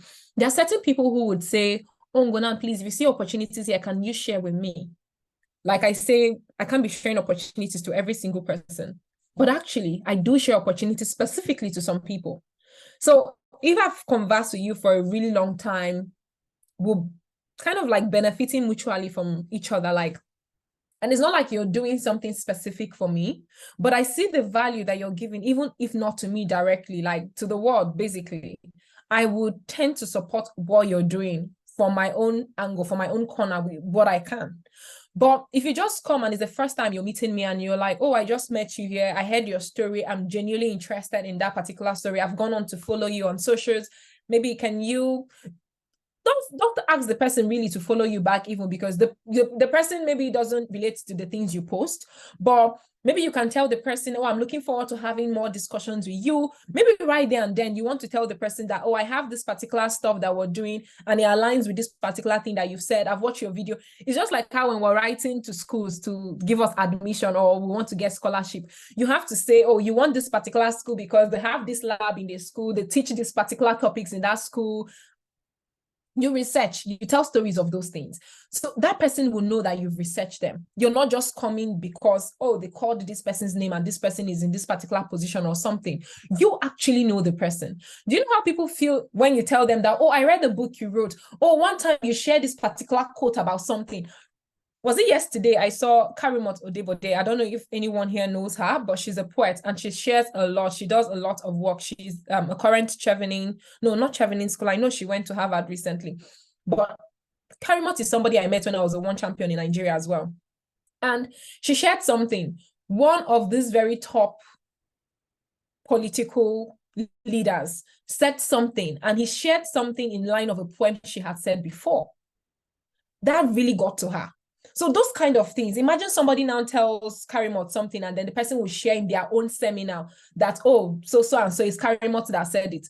Karimot might not know that person, but she'll go and follow that person because somebody else told her that, oh, at this person's event, the person shared about you. So from not even knowing this person, she gets to now know this person and follow that person because the person used her. She knows that this person is already following her, but the person has maybe never tried to even reach out to her. But the person is using stuff she has done to impact other people. So when you do those and it's genuine, people would want to support you. People would know that you're coming to them because you actually need knowledge or learning from this particular thing. And it's not because you want to just get something from them, basically. So it's about the interest that you have in them, how much you've researched them, the value that you're bringing. If you know me, you say this, that. You even come from somebody that I know, you've gotten me. So.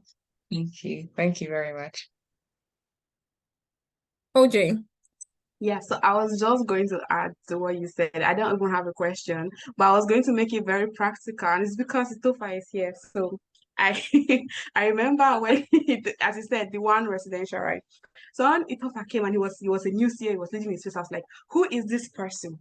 So it was like I was looking out for him. I was like, who is this person? So what was my so it was like, I didn't think social climb, but I was like, is this person genuine?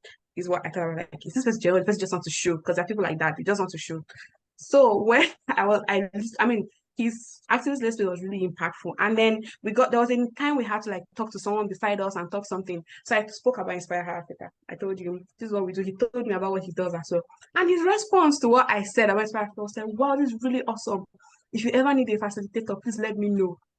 It took me, like, I wasn't, that value proposition, I think, obviously there was no way I was going to forget him. I met a lot of people there, like a lot of people. I talked about a lot of things I did, but there was only one person that told me, if you need me to do something for what you are currently working on, please let me know. And there was no way I could forget him. And I went to follow him on social media everywhere. And I was like, so it didn't even matter whether or not he followed me back or anything, or if it's even a steady response that he just gives people. But the thing is, that particular value proposition, it works. That's the last thing you said, like, it works. And he's here now, so it's quite interesting. Like, when I saw him, I was like, "Oh, how is he here?" So it's so you see that if I don't need anybody to tell him that, oh, this person's journey. He wasn't just trying to show himself. It wasn't just anything. It was, these are things he's passionate about and he's doing stuff about. So it was just being 100% real. So that was really nice to see. So I think that's one way where you can like clarify stuff. If it's really you, I think the core of your thing was, who are you? If it's really you and you are genuine to yourself, it will come out. Like, I don't think there's any way you can hide it. There's any way you can even be misunderstood by somebody who is really paying attention. You would not be misunderstood. So yeah. Before I give the mic to Bolani because she has her hand up, I just wanted to add something again to what OJ said. And everything you're hearing about Itofan here today again is because, like, this is so unexpected, right? He wasn't even supposed to be in this section. I just shared a link with him this morning. I'm like, oh, OJ is a CL and she's on this program if you want to join in, and I'm going to be sharing on this program as well. But I know about his organization and they've done a lot of work. I've had some of my own volunteers even volunteer with his own organization, and I see a lot of stuff that they do. I think one of them is here, Jennifer, and they do church on the street, very popular and stuff. So I didn't even know that Itofan was the founder of that organization until recently, but I already knew the organization and I really, really loved the work that they were doing. So for this one, you see that the evidence was already there. So when we selected him for the community leaders program, I was posting the people that were selected, and he posted something on his Twitter and I shared it on my WhatsApp, and one of my friends was like, you really like this person? I'm like, no, it's about the person's work. It's not the person per se, it's the work that they do, right? And that's me, because I'm very passionate. When I see people that are really, really passionate about stuff and are doing it from the genuineness of their heart, I'm just able to also just blow the trumpet. And like I said, this was unexpected, but you see OJ also speaking praises about him here and all of that because of how he's been able to show himself. He's met OJ this month, less than 2 weeks, and she's sharing all of the things she's sharing about him already. So that's how much impact you can make in someone's life, regardless of the time. So I hope that we're all able to get value from, like, just using Itofan here as an example, as well, we're able to get value from that. Bolani, over to you. Thank you. Thank you so much. So my question is, and this is coming from that previous question you talked about, when you experience a letdown from a network, and how to turn that letdown around, but not just how to turn it around. My major question is how to create boundaries with your networks. I know for more influential people, you most times hear that they need to create the boundaries with people that try to network with them, because they're a lot, their time. But now for you, the network key, you trying to reach out to influential people, right? And you've reached out to some people, and in the course of interacting with them, to put into context, for maybe, well, it could even be for both male and female, right? You're trying to create a professional environment, and you're not really sure or aware at what point it became a romantic environment, or some sort of environment where the person seems a bit inappropriate, right? And we want the network, because let me be honest, I want you to recommend me in rooms, right? I want to be useful to your network, but I do not want to be with you like that, right? And then you're like, okay, how do I? Because oftentimes the next thing that comes to mind is, maybe I should cancel this person. And let's be honest, people sometimes come with the intention of wanting to reach out to you or connect to you romantically, and you don't want that, but there should be ways that you can clearly put that in place, that it doesn't affect your professional relationship. So how do we go about creating boundaries that doesn't necessarily equal to canceling? Of course, I know that there are times to cancel people, but we don't want to cancel people so much. So how do we do that? That's the question. So Oja says this is such a female problem. So yeah, it is more, but I think males also go through it and some of them don't really share. But one thing I'm going to say, I don't know if it will directly answer your question because I don't have all the answers. I only speak based on experiences that I've had, because people would have different answers as to how they handle stuff. One thing for me I've seen is, even when it comes to like a workspace, people would always say, handle your workspace, do not be friends with your colleagues and stuff like that. I've shared before. The people that I've worked with are some of my best friends. They're like really, really close, very like close friends. So I can be working with you, we're doing the whole professional thing, we have our titles and responsibilities and who is supervising who. But I'm this person who doesn't like to see things in a very hierarchy kind of way. So I will try to support you, be your friend, and in some ways we'll actually become friends. So my relationship with you will be based on the energy I'm also getting from you. And the boundaries for me, I think, are automatically like created based on how we're discussing the already offline things that I would never ask you, until maybe we get to a certain level where maybe those questions will be asked. Because I have friends, and these are really, really close friends, but there are certain things we never talk about even till today. There are questions that they would never ask me, because I've also made it known that there are certain things I don't talk about. If I don't volunteer those details, don't ask me, because those are like very sensitive things to me that I do not want to talk about. So automatically, those things are there. When it comes to the whole romantic and all of that, I don't see it as cancel per se, because it's not cancel that I've had in my head. But what I've done in that situation is I've actually had 2 situations like that. And these 2 situations have actually happened in the development sector. 2 of them has actually been at event. One was the yearly event I traveled to for 5 weeks. And because the way I do things is, normally when people know that you're married, because I'm married, when people know that you're married, the way they relate with you tends to be different. So I'm not somebody, if I don't tell you I'm married, or maybe you see it somewhere and you don't know me, you will never really know that I'm a married person, because I don't put the whole I'm married thing on my head and like with ring and all of those kind of things. And if you see me and my husband, you think that, oh, these people are just dating and stuff. Like, we don't do marriage in the typical way that people do marriage, I would say.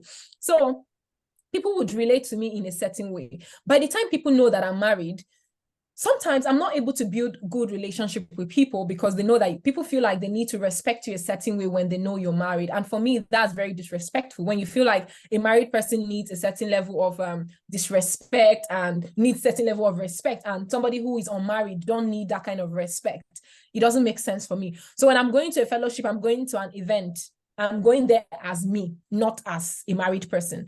So sometimes people relate to me when they start 1 or 2 things. That's where maybe introduce yourself and stuff like that. I might peep in the marriage thing, especially when I see some things happening that I don't want to go into.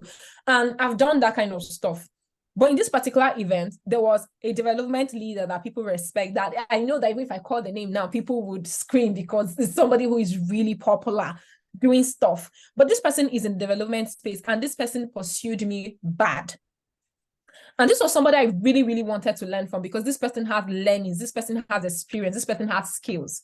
Unfortunately, we tried to mend that, because I had discussions about it. I'm like, I spoke to this person, I spoke to my friends at that place as well, that, oh, this is what this person is doing. And some people actually also say, oh, this person was doing the same to them. We spoke about it, we came together, and you know how reporting some things will be. I advise people to report, always report. But at that time, this was around 2017, I didn't report, because it wasn't me that was going to come and spoil somebody's future or block their ways of getting certain things. So I didn't report. I was just like, oh, I mean, they know of this thing, I'm going to handle myself. Don't come close to me if this is what you want. If you want us to do business or do stuff together, we can collaborate and do stuff. And we actually even tried working together.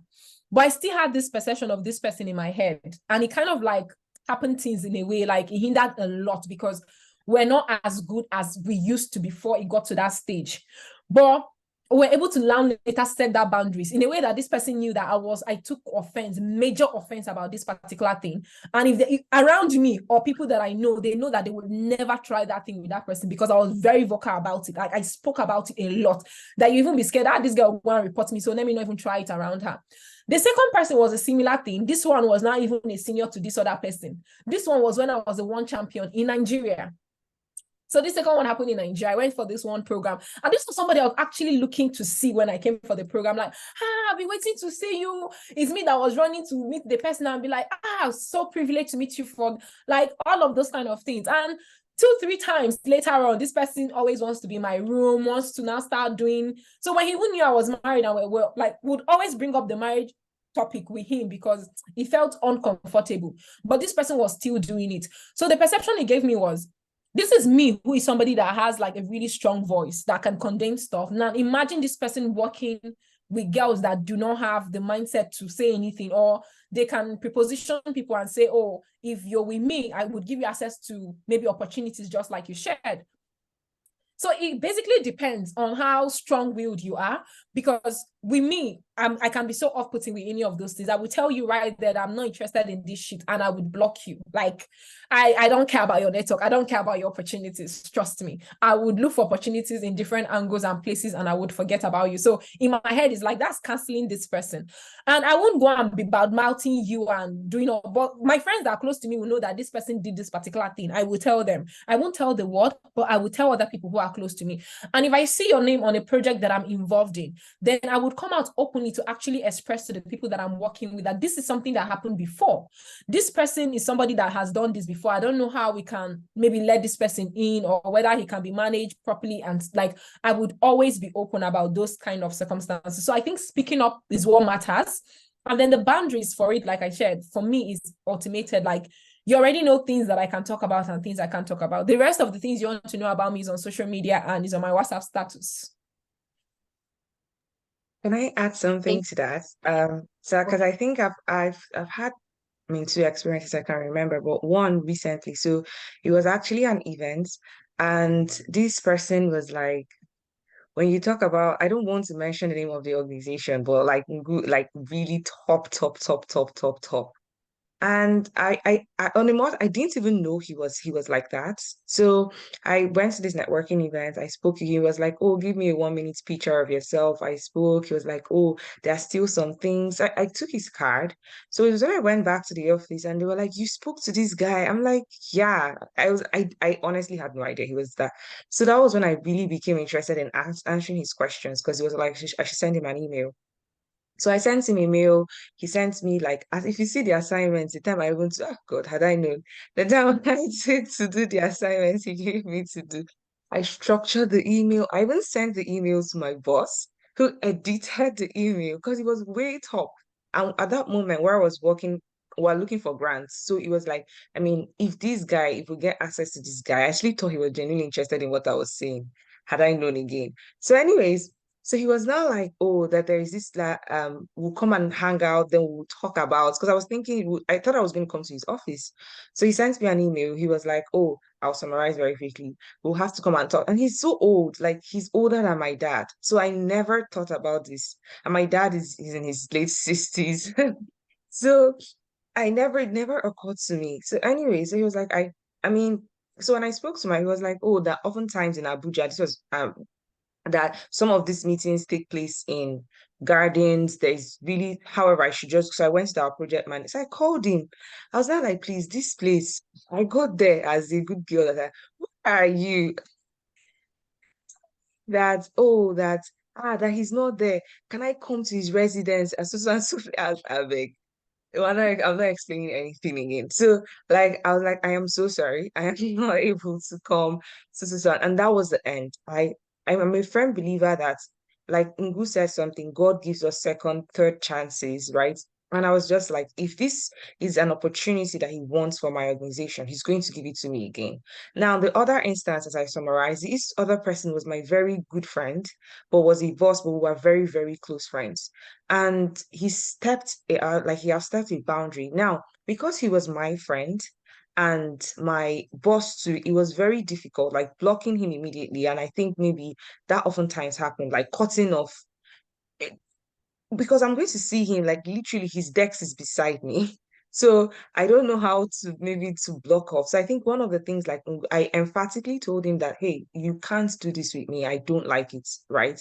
And afterward, I had to tell him, oh, because of so and so, because normally if I'm very close to you, I can see you and shake you. If you're my very good friend, I can give you a slight hug.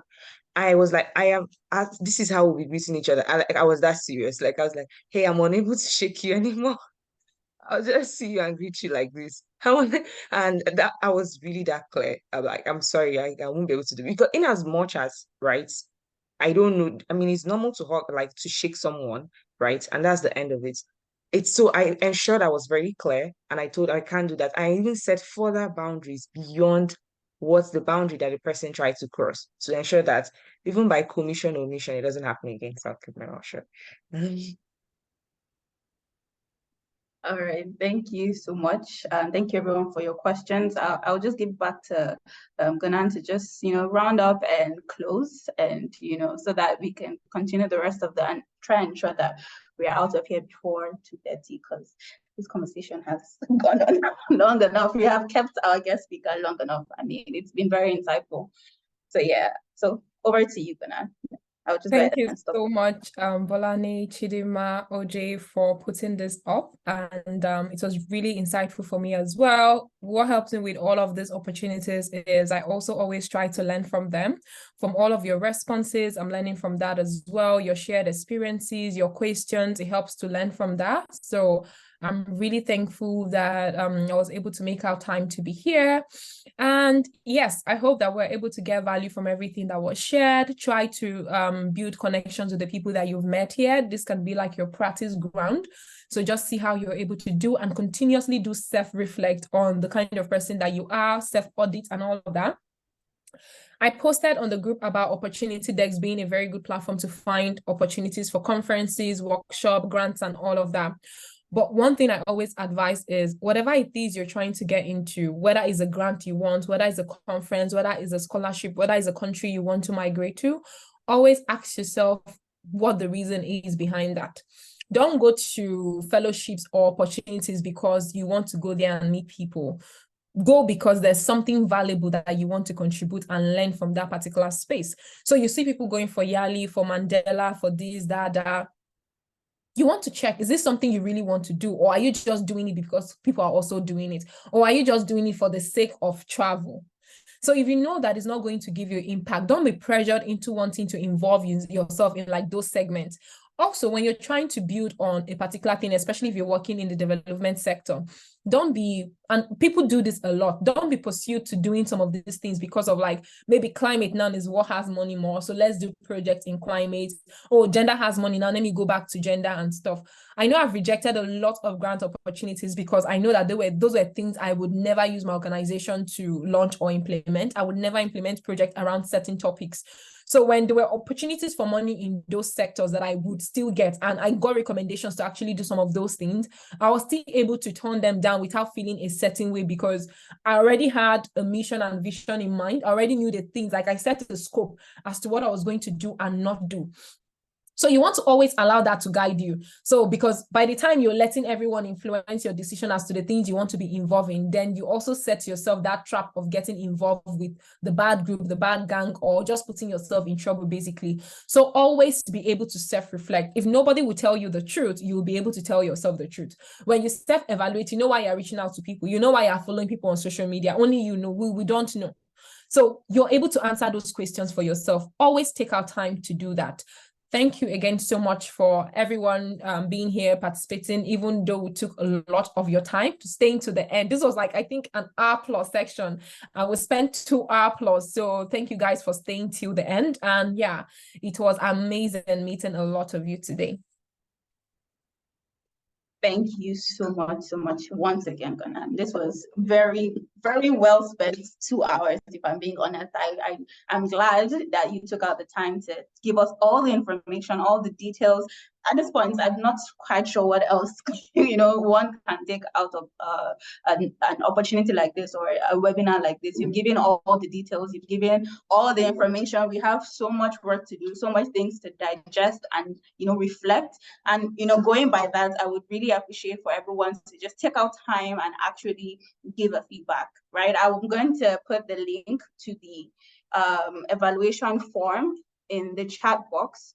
So please, let's just take out time to actually give feedback, right? Everyone wants to, Ngunan has taken out time to give you all this information. It's only fair that you give her information, telling her how well it went, how well it was done, and how she can better give you more information like that in the future. So please, let's take out time to actually fill in that webinar form, right? While we're doing that, also, please know that you can share your social media on the chat box. I mean, this is a networking session after all. So please, if you're not already done that, go ahead and do that. So now, I'm just gonna give a few recap, just for those who were expecting to see slides. I want you to ask me for slides later. Let me just be nice and give you some recap of the webinar so that you know that if you have not started writing, you start taking notes now. And I have everything written down on my phone so much. I will just go through the ones that stood out the most for me, and things I feel like I need to reiterate for people. So the first thing I remember Ngunan talking about was mindsets. At the end of the day, networking, everything, your work, your business, it all boils down to your mindsets. What kind of mindsets are you taking to whatever room, whatever environment you're going to? What kind of person are you? And it's not enough to say, I'm this person. You have your actions, your speech has to communicate that, right? You cannot say I'm an extrovert and I've not said anything to anybody who are you deceiving at the end of the day, right? So if you're going to say I'm this kind of person, if you're going to take out the time to give yourself affirmations as you should be able to communicate that with your actions and in the rooms you step in. It doesn't have to be, conference or yali or this, or it could be in your office, it could be in church, it could be anywhere that you actually want. It could even be a restaurant, right? Anywhere that you actively want to show who you are and build networks from it, right? Connections versus lobbying. Lobbying is so politician kind of style. Nobody does that anymore.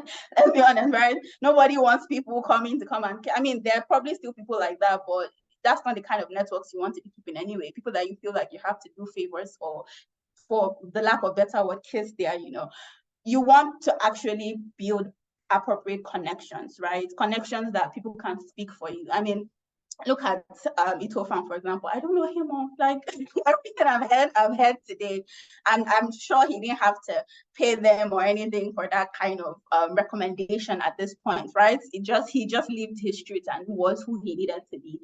Right, so networking can happen from afar. Social media is important.